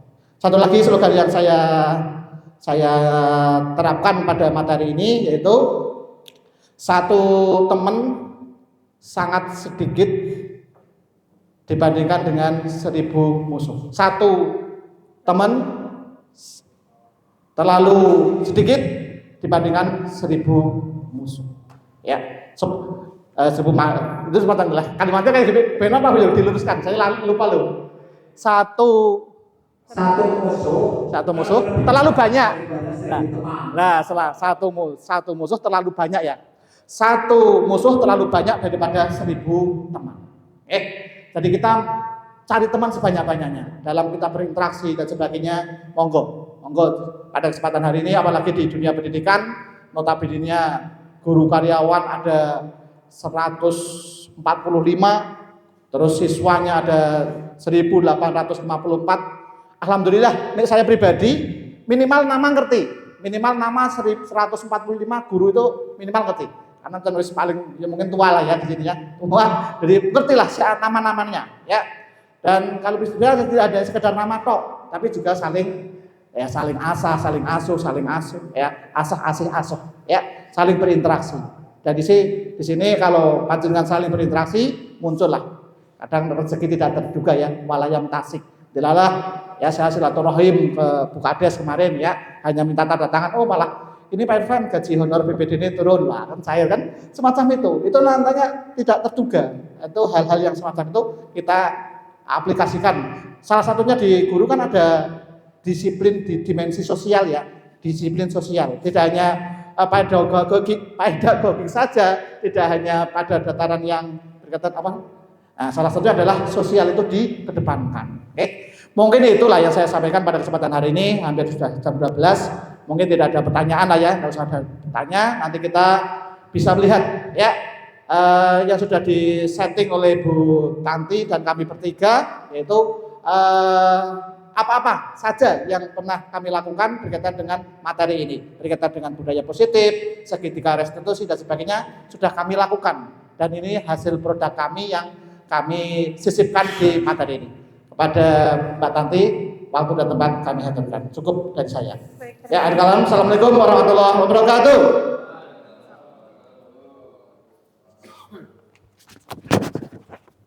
Ini enggak apa? Ini jenengan. Dilanjut ke sana. Baik, terima kasih. Bapak Ibu wali kelas. Ya. Saya lanjutkan mengenai hukuman, konsekuensi dan restitusi. Jadi kayak misalnya Pak Tio bertanya, apakah saya menghukum? Apakah saya memaksa gitu? Ini ternyata masuknya ke ranah hukuman dan konsekuensinya ada. Nah, restitusi ini yang paling baik. Jadi restitusi itu kayak Bapak Ibu sekalian kayak jangan menjudge dulu gitu loh, tapi mencari tahu dulu akar masalahnya, baru mencari solusi, baru memberikan keyakinan bersama bahwa yang kamu lakukan itu salah, seperti itu. Baik. Contohnya, ini dalam mencatat 100 kali di dalam buku kalimat. Bapak Ibu mungkin pernah atau belum, kita akan membahas ini. Ada tindakan seorang guru, ayo kamu catat 100 kali ya, saya tidak akan terlambat lagi. Apakah ini hukuman atau konsekuensi menurut Bapak Ibu sekalian? Betul, ini adalah hukuman. Lanjut, lari mengelilingi lapangan basket 2 kali karena kamu terlambat hadir di sekolah. Baik. Betul, hukuman. Udah ada jawabannya, klik dulu ya. Gak apa-apa ya. Oke. Kita lanjut, menggantikan. Kamu yang ngeklik. Jangan diklik. Ya. Menggantikan kertas tugas teman yang telah dicoret-coret. Ini merupakan hukuman atau konsekuensi? Betul sekali. Nah, oke. Kemudian ada air yang ditumpah di meja tulis, membersihkannya karena tersenggol pada saat belajar. Itu kan ada konsekuensi ya di sana ya. Selanjutnya, murid disuruh untuk mengenakan sepatu seharian di sekolah karena tidak mengenakan sepatu hitam. Pak Tio ya. Nah, ini Pak Tio nih ya. Saya jadi inget ya, saya punya satu kelompok itu guru olahraga juga, namanya Pak Ruli. Kenal sama Pak Buyung deh kayaknya. Karena pernah bilang. Ruli. Betul nggak Pak? Pak Ruli, orang KONI Purbalingga kalau nggak salah. Nah, beliau bilang gini, wah saya beruntung nih ikut CGP gini. Saya dulu tuh galak banget loh, gitu ya. Tapi sekarang saya jadi nggak galak, karena apa? Saya tahu restitusi. Oh ya, sehingga dia tidak langsung ngejudge, dia nggak langsung hukum. Iya. Baik. Ini apa? Konsekuensi atau hukuman? Konsekuensi atau hukuman? Hukuman. Nah, mungkin pernah dilakukan ya oleh kita ya. Pak Tio aja lah. Oke, lari mengelilingi lapangan basket 2 kali karena terlambat 10 menit untuk Saya belajar pernah. PJOK.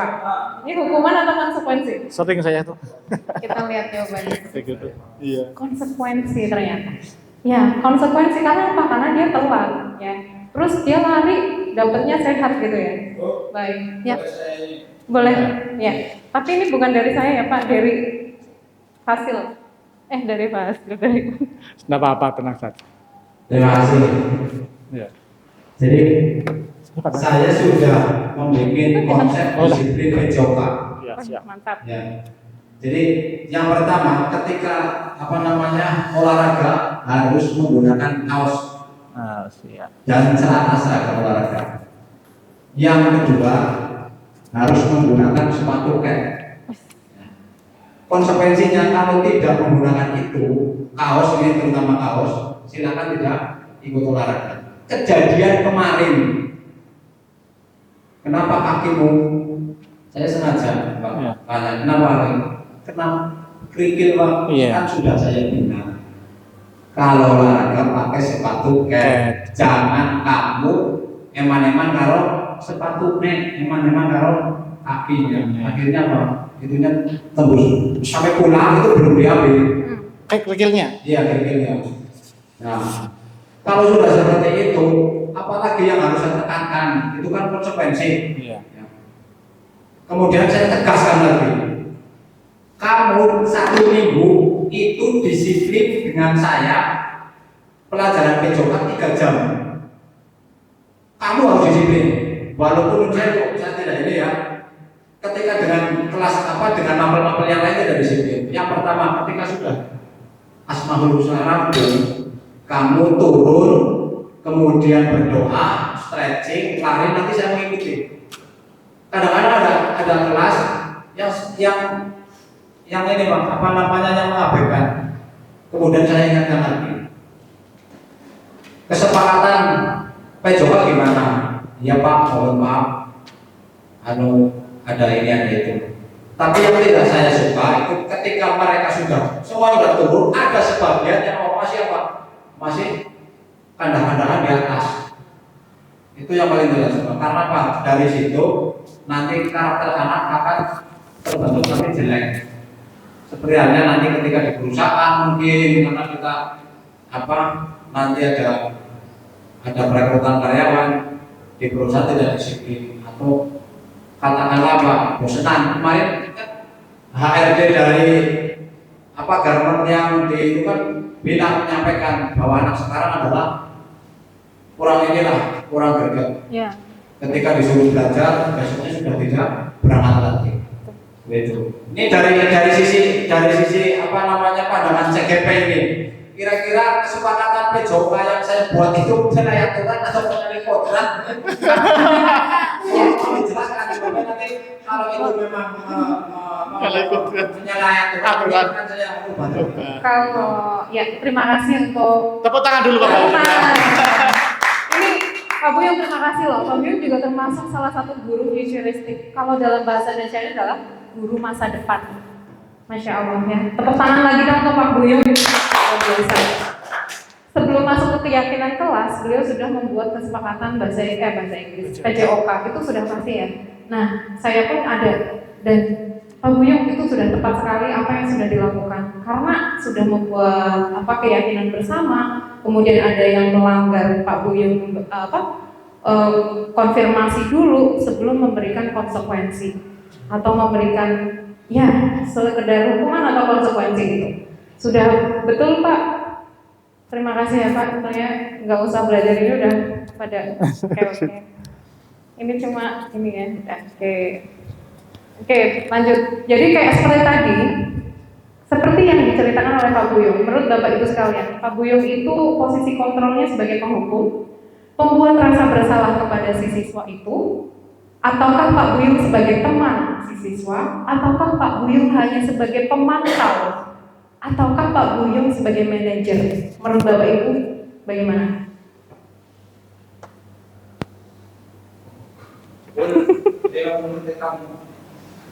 Silakan, jujur aja, nggak apa-apa. Dan nggak enakan katanya Pak. Manajer katanya Pak Saiful manajer. Ini Ini pada enakan banget. Jadi saya setuju. Pak Ajul. Untuk dalam belajar itu kan belajar dan program belajar Ibu ya. Iya. Untuk mengerem dan apa caranya Mengontrol. dan mengontrol. Iya.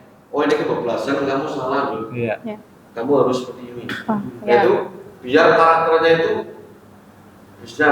Ya, Pak, dapat betul. ada pembelajaran di situ Pak. Iya. Nek kita nggak ada penekanan dalam pelajaran, khususnya PJOK, nanti ya terkepet-kepet. Kayak lagu ya, Pak. Terkeper-keper gitu ya. Terkeper-keper.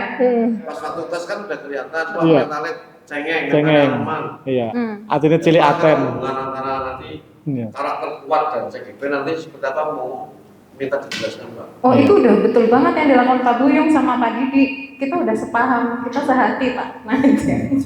One heart. One heart, sekarang ke One heart. Honda, tadi ke Yamaha ya. Iya. Jadi Honda, menurut saya nih, Pak Buyung ini sudah membuat keyakinan kelas PJOK bersama. Kemudian kalau ada yang melanggar, Pak Buyung kan konfirmasi dulu, betul ya Pak Buyung tadi ya? Iya. Ya itu udah betul, berarti menurut saya Pak Buyung udah menjadi seorang manajer di sini. Karena dia memanajemen kelas PJOK-nya dengan baik, dengan memantapkan keyakinan kelas pada siswa. Iya. Jadi kita udah sepaham sehati, tenang aja. Wah. Ajak keseru. Iya. Beda lagi kalau ada seorang guru yang peranannya sebagai penghukum. Urung apa-apa, push up. Saya kenapa? Push up. Diterangkannya setelah push up, nah itu udah masuknya penghukum. Tapi kan Pak Buyung enggak. Kamu itu sudah saya berikan keyakinan kelas sama dengan Pak Didi, itu keren banget. Aja kayak mana loh dulu, gitu ya. Nanti terkeper-keper gitu kan. Rasanya. Ini sudah Mana ya. jadi itu Jadi kapan? udah semuanya di apa namanya? Contoh ini, nah ini contoh kayak tadi lah ya, sebagai teman, sebagai pemantau, nih kayak murid tidak memakai atribut lengkap saat upacara dan lain sebagainya. Ini udah termasuk lah. Manajer tadi, apakah kamu tahu kesalahan kamu? Gitu. Kesalahan saya adalah tidak meyakini, tidak melakukan keyakinan kelas di PJOK. Saya harusnya pakai cat Pak. Nah itu kamu tahu kesalahan kamu. Apa yang harus kamu perbaiki? Saya harus pakai cat Kak. Kalau Pak nggak pakai cat, wes kakimu jebol, kena Iya, kerikil kena sampai kerikil. rumah. Yang salah siapa? Saya juga gitu. Jadi udah bagus banget. Tepuk tangan untuk Pak Didi dan Pak Buyung. Dan Pak Ipul. 10 menit lagi Pak Ibu. Ya. Baik. Kita akan masuk ke keyakinan kelas Bapak Ibu. Ini adalah inti dari semua inti bahwa insya Allah Bapak Ibu semuanya membuat keyakinan kelas di kelasnya masing-masing. Iya. Jadi keyakinan kelas, kenapa kemarin kok ada yang bilang kenapa nggak kesepakatan gitu ya di grup? Jadi gini, keyakinan kelas itu terbentuk dari kesepakatan bersama antara guru dan siswanya. Disebut keyakinan kelas. Seperti yang diungkapkan sama Bu Inar waktu itu. Jadi bukan kesepakatan kelas ya, tapi keyakinan kelas. Atas dasar kesepakatan bersama. Nah, itu adalah kesepakatan antara Bapak Ibu guru dan juga siswanya yang ada di meja Bapak Ibu masing-masing. Nah, jadi aturan-aturan keyakinan kelas ini sifatnya itu adalah abstrak, pernyataannya universal, sesuai dengan keinginan siswa. Siswa maunya apa? Kamu mau gimana di kelas ini? Oh, saya mau pakai HP sesuka hati, oh nggak bisa. Ya, ini adalah budaya positif yang menimbulkan kamu menjadi siswa yang apa-apa positif. Jadi nanti keyakinan kelasnya menggunakan kalimat yang positif nih Bapak Ibu. Jangan bilang tidak buang sampah pada tempatnya. Oh, jangan buang sampah sembarangan. Itu kan ada jangan. Jadi kita ganti menjadi kalimat yang positif. Buanglah sampah pada tempatnya. Seperti itu. Dibuat dalam bentuk pernyataan positif. Ini contohnya oleh Bapak Irfan Isai, dia di kelas. Oke. Jadi mungkin untuk makul masing-masing kan sudah ada nih keyakinan kelasnya, tapi kita akan membuat keyakinan kelas di kelas Bapak Ibu masing-masing. Pak Irfan silakan diterapkan. Karena masing-masing. Oke, Anaknya nggak itu yakin, nggak langsung mungkin. di kelas 11 DPD 3 berkaitan dengan keyakinan kelas. Ini di sebelah sini kebetulan ya. Waktu itu saya memberikan semacam apa ya, diskusi tentang yang kita putuskan dari keyakinan kelas ya. Salah satunya ada menjelaskan tidak boleh makan pada saat pelajaran. Ya, dan berikutnya ketika mau keluar dari ruangan harus izin dengan pihak guru dan sebagainya. Oke, itu keyakinan kelas yang kami terapkan di 11 DPD 3. Next, Mas.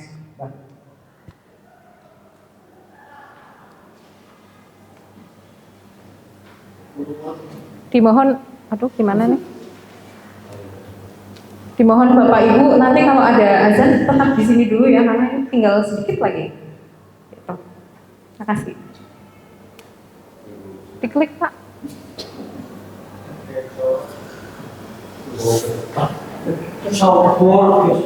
Kalau enggak yang atas, kalau enggak yang atas. Bukan. Yaitu baru bisa dilihat ada keyakinan kelas yang kami ini segitiga institusi yang ini di kelas 11 DPD 3 ini berkaitan dengan keyakinan kelas. Ini video ini. Belum muter ini Pak lagi. Belum muter. Enggak apa-apa. Atau di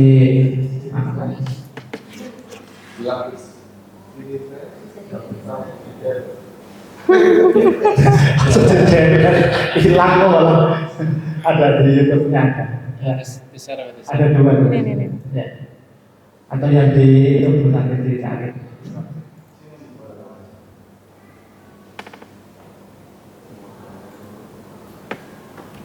Yang jelas kami bertiga juga sudah memberikan semacam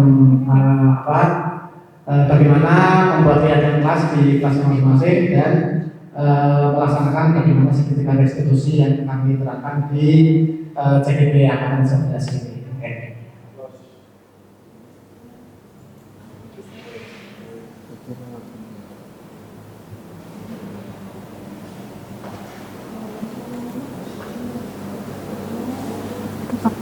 Di SID dong, di SID dong. Jangan pakai itu dong, pakai SID dong. Ya, tolong, kamu buka WA-mu. Tolong SID kan. Oke, itu presentasi dari kami bertiga berkaitan dengan keyakinan kelas dan sertifikat restitusi. Dan monggo dari panjenengan semuanya wali kelas untuk membuat keyakinan kelas di kelasnya masing-masing, dan hasil keyakinan kelas itu nanti mohon untuk dipasang Pak Saiful ya, dipasang di kelas ya, jangan hanya dibuat aja tapi tidak ditempel, nanti lama-lama sudah lupa. Tapi kalau ditempel setiap hari mereka masuk dia akan melihat keyakinan kelas yang sudah kita sepakati bersama. Mungkin gitu Pak Tadi. Baik, terima kasih. Itu adalah paparan dari keyakinan kelas oleh Pak Irfan Isai. Nah sekarang ini dari saya sendiri, sebenarnya sama kurang lebihnya.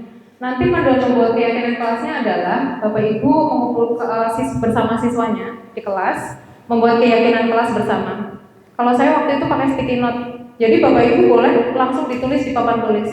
Siswa-siswanya pada nulis satu kalimat di papan tulis. Mereka dibebaskan dulu mau pakai kalimat yang positif atau kalimat negatif. Contohnya kayak tadi, jangan buang sampah sembarangan. Sebenarnya ada yang pakai buanglah sampah pada tempatnya, tapi nanti yang diambil adalah kalimat positifnya aja. Nah kalau saya waktu itu, ini saya membuat sticky note oleh siswa maju nempel satu-satu. Setelah itu saya minta tolong siswa untuk mengasisteni saya bahwa ini dikelompokkan, ada yang satu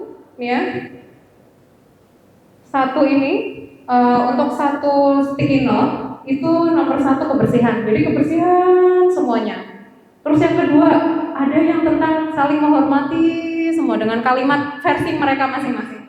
Kemudian yang 3 fokus dalam belajar semua. Ternyata setelah saya kumpulkan dari 36 siswa itu ada 7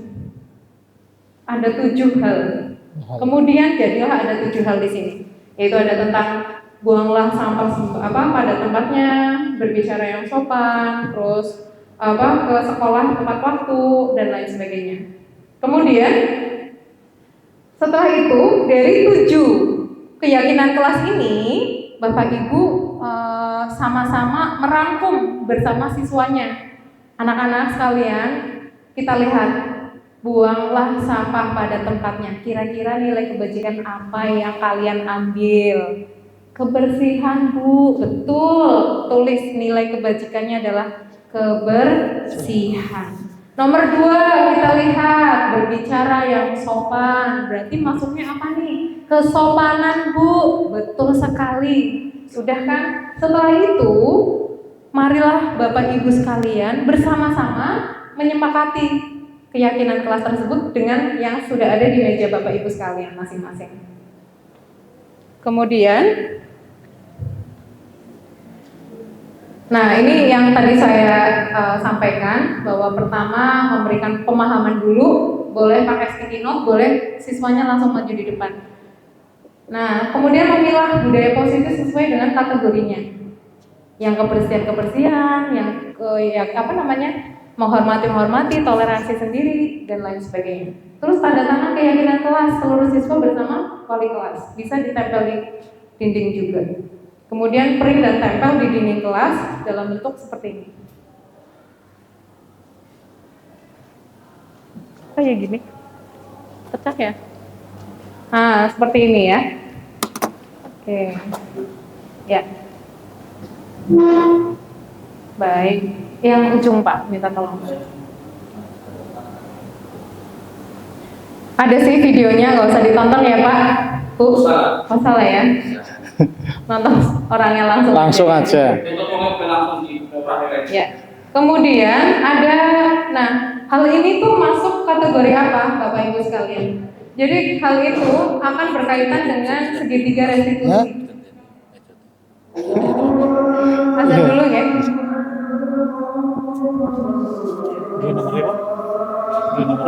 Ya. Nanti minta tolong yang Padlet di share Pak. Oh iya. Di Nanti. di grup wali kelas. Wali kelas ya. Sudah saya. Nanti dulu.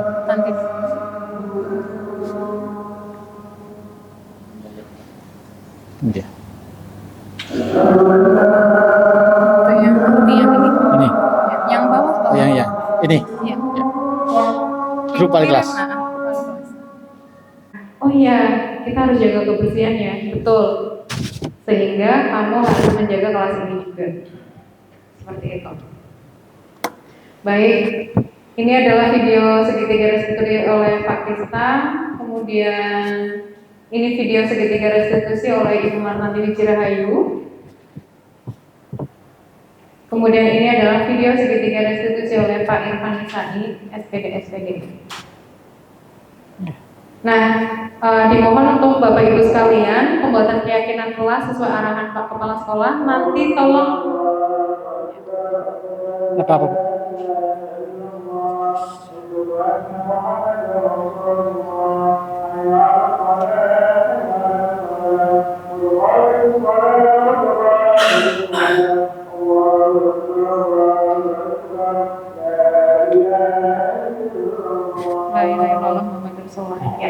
Jadi Bapak Ibu sekalian dimohon untuk mengumpulkan keyakinan kelasnya di Google Drive yang sudah disediakan sesuai dengan arahan Bapak Kepala Sekolah. Nanti Google Drive-nya dikirim oleh Pak Irfan ke grup wali kelas. Silakan Pak. Oke. Nanti bentuk kanvanya aja nggak apa-apa. Yang buat siswa, bukan Bapak Ibu. Jadi Bapak Ibu hanya sebagai fasilitator. Kemudian kami berharap Bapak Ibu sekalian untuk bisa ikut andil merefleksi kegiatan hari ini menggunakan Padlet Time. Padletnya sudah dikirim di grup, silakan diisi di Bapak Ibu. Nomor 1, pada pembelajaran hari ini materi apa yang menurut Bapak Ibu dirasa paling menarik dan paling kuasai? Berilah alasannya. Kemudian yang kedua, manfaat apa yang dirasakan setelah mempelajari materi kali ini? Sudah di-share ya Bapak Ibu sekalian di Sampun. Grup wali kelas. Mohon diisi.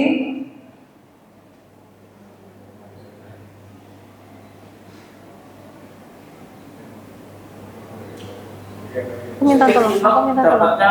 Padlet Bagaimana Bu? S.id 29. Ya, sticky note ngambil di PU.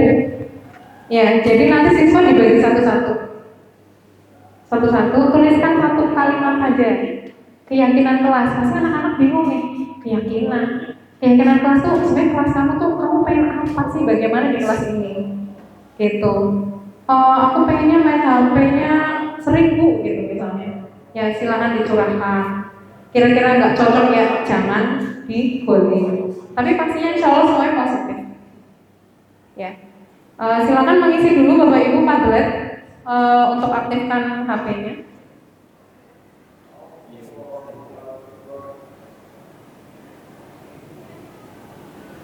Di sini akan terlihat untuk Padlet nomor pertama pada pembelajaran hari ini, materi apa yang menurut Bapak Ibu dirasa paling menarik untuk mengisi refleksi hari ini.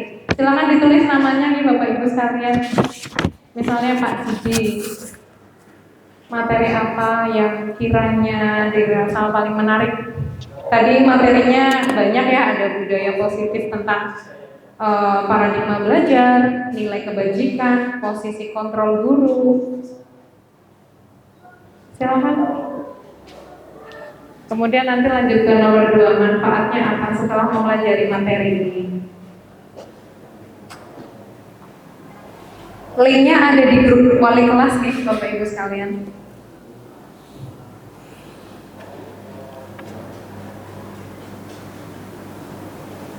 Belum ada yang masuk. HP-nya jangan Pak. Silakan. Syaful. Mati ya. Bisa numpang nama juga boleh untuk temen-temennya, boleh lah Pak. Saiful gitu. Oh anonim, kasih nama ya. Mohon maaf, mohon izin kasih nama. Oh ya maaf. Motivasi dalam diri sendiri. Siapa itu? Sudah ada.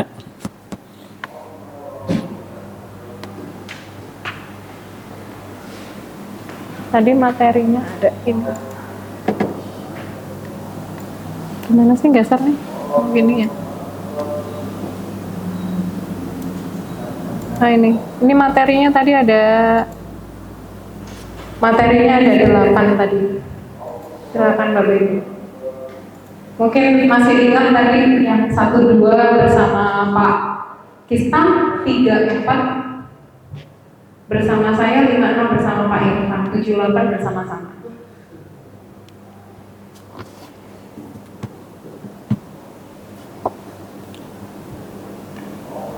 Silakan Pak Skansika, boleh mewakili ya. Padlet, oh iya ding nggak ada yang masuk ya. Oh, iya.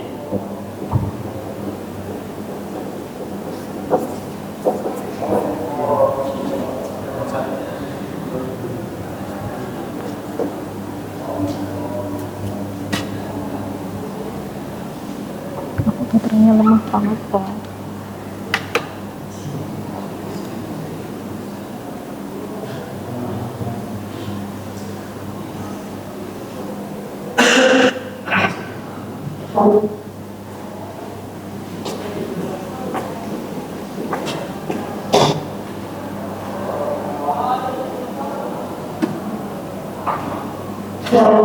Mati. Sudah tutup tante. Yes. Ini malah ada yang masuk. Nanti Pak belum selesai. Nah, Ya. Pak Tia yang masuk. Nah, ini. Sudah sama Bu? Dan, apa Pak? Yang nulis. Oh, ini diganti namanya jenengan. Loh, ya isi untuk Untuk pertanyaan yang kedua, manfaat apa yang Bapak Ibu rasakan setelah mempelajari materi kali ini?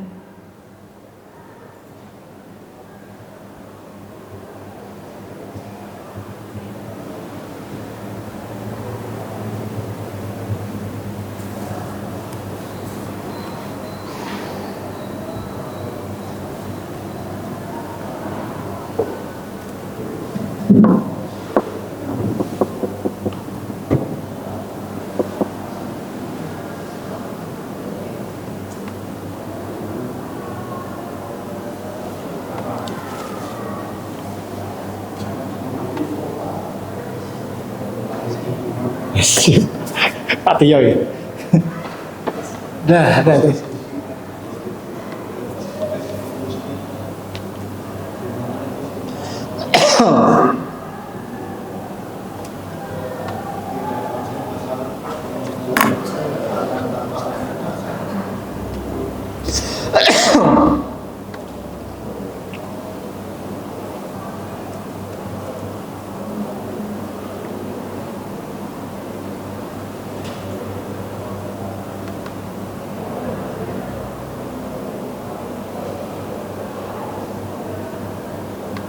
Pak Umar,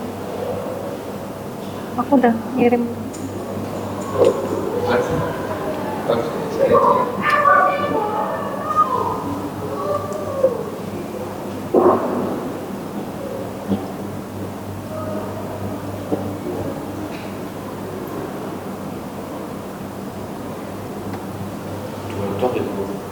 Iya, tolong di SID lagi Pak. Diganti. Aku udah. Makasih. Tuh. Bisa kirim. Udah, SID.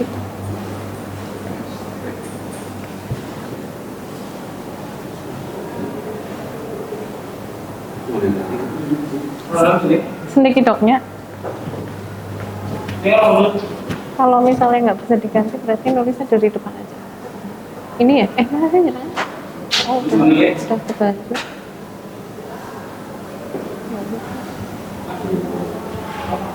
Ya. Terus main? Ya. Udah, ditulis di situ Pak.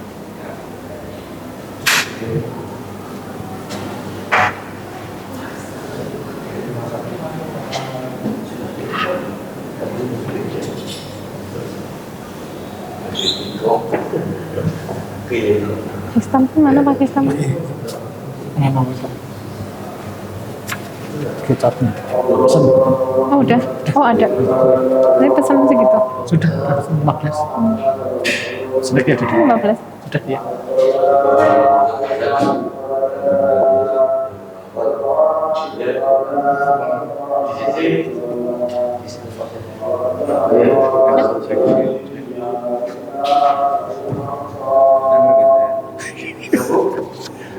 Belum, nanti tak tutup dulu. Nanti. Dulu. Sampai lama. Wis Iya. Wis lah. Sampel. Ini ditaruh kan?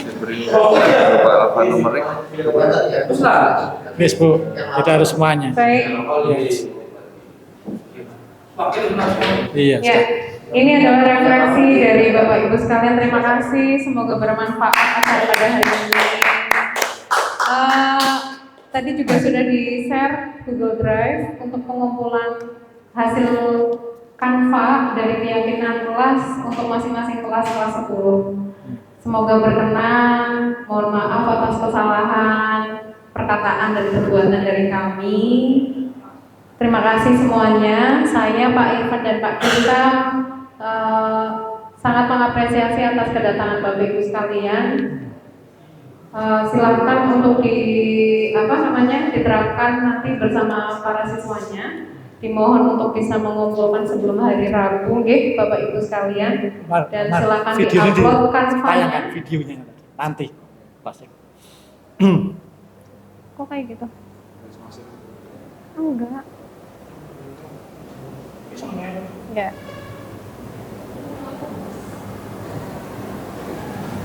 Iya. Ini kemungkinan nggak lama untuk membuat seperti ini. Jadi baiklah, terima kasih kami haturkan sambil itu mas disetel demonstrasi. Izinkan. Ya, terima kasih yang kami haturkan di Bapak Ibu sekalian sambil menonton. Jangan ini Pak, udah biarin. Ya, ini adalah video segitiga restitusi. Jadi ini cuma contoh aja ya. Mungkin nanti bisa diterapkan juga untuk Bapak Ibu, tidak sebagai guru penghukum, tapi sebagai guru manajer, sebagai teman siswa kita semua. Baik. Wassalamualaikum warahmatullahi wabarakatuh. Waalaikumsalam warahmatullahi wabarakatuh. Udah nggak apa-apa. Ini Apa ya? mau pulang. Bapak untuk konsumsi nanti Sudah disediakan konsumsinya lagi diambil. Iya. Sampun selesai. ada. Iya. Apa ngambil sendiri mungkin? Ya. Nah, sudah diambil oleh Pak Ustaz.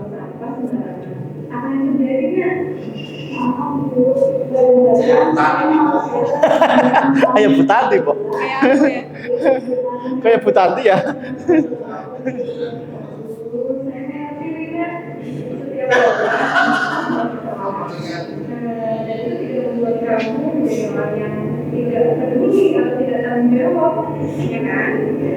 Saya tahu mama adalah anak yang baik dan terlindungan. Hanya saja mungkin kamu belum menyadari dampaknya.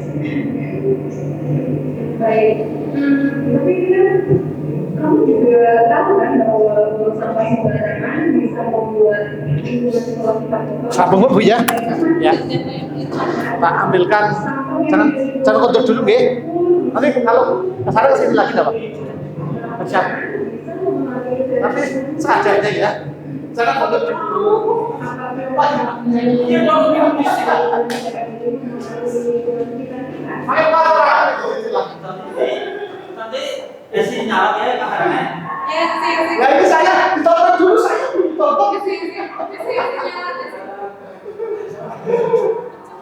Pecah ya, gambarnya ya.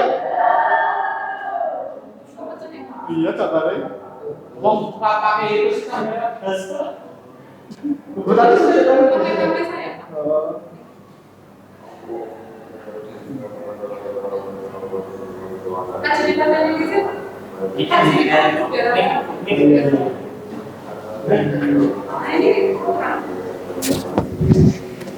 selesai. Alhamdulillah.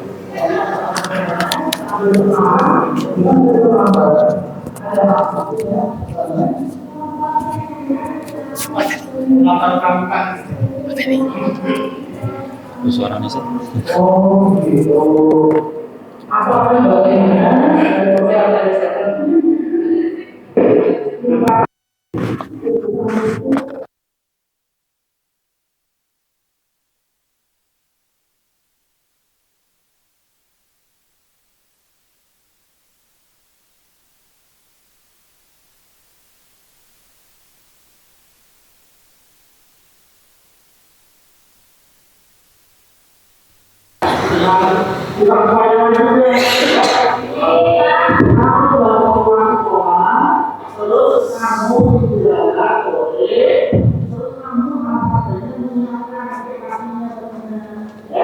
Jadi apa yang kemarin hari ini kan kita upacara dari kantor.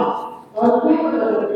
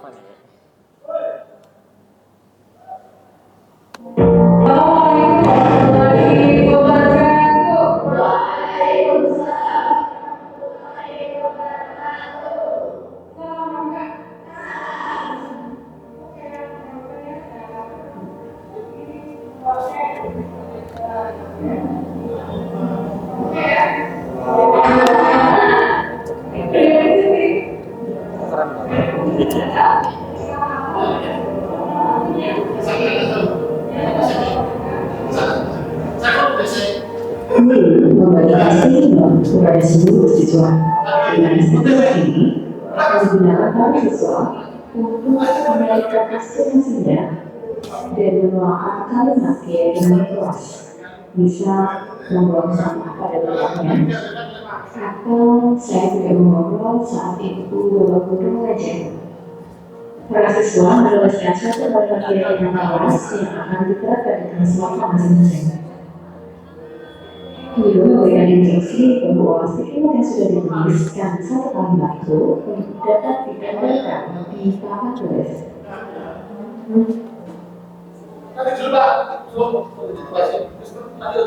Dari seluruh aspirasi kalimat yang diberikan oleh mahasiswa akan dikumpulkan dan dikelompokkan sesuai dengan kategorinya.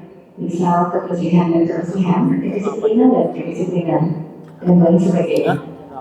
Guru menunjuk salah satu siswa untuk bisa membantunya dalam mengelompokkan beberapa kategori keyakinan kelas. Guru berdiskusi dengan seluruh siswa apakah kalimat keyakinan kelas yang diberikan masuk kategori nilai kebajikan, tanggung jawab, kebersihan, disiplin, atau yang lainnya. Kemudian, guru memfasilitasi kegiatan kelas ini dengan mengelompokkan sesuai dengan kelompoknya masing-masing.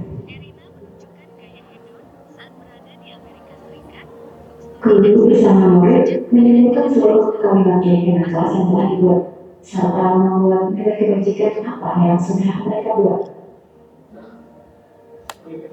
Guru meyakinkan siswa untuk dapat menyepakati keyakinan kelas yang telah mereka buat sendiri dan dapat disepakati selama mereka ada di kelas tersebut.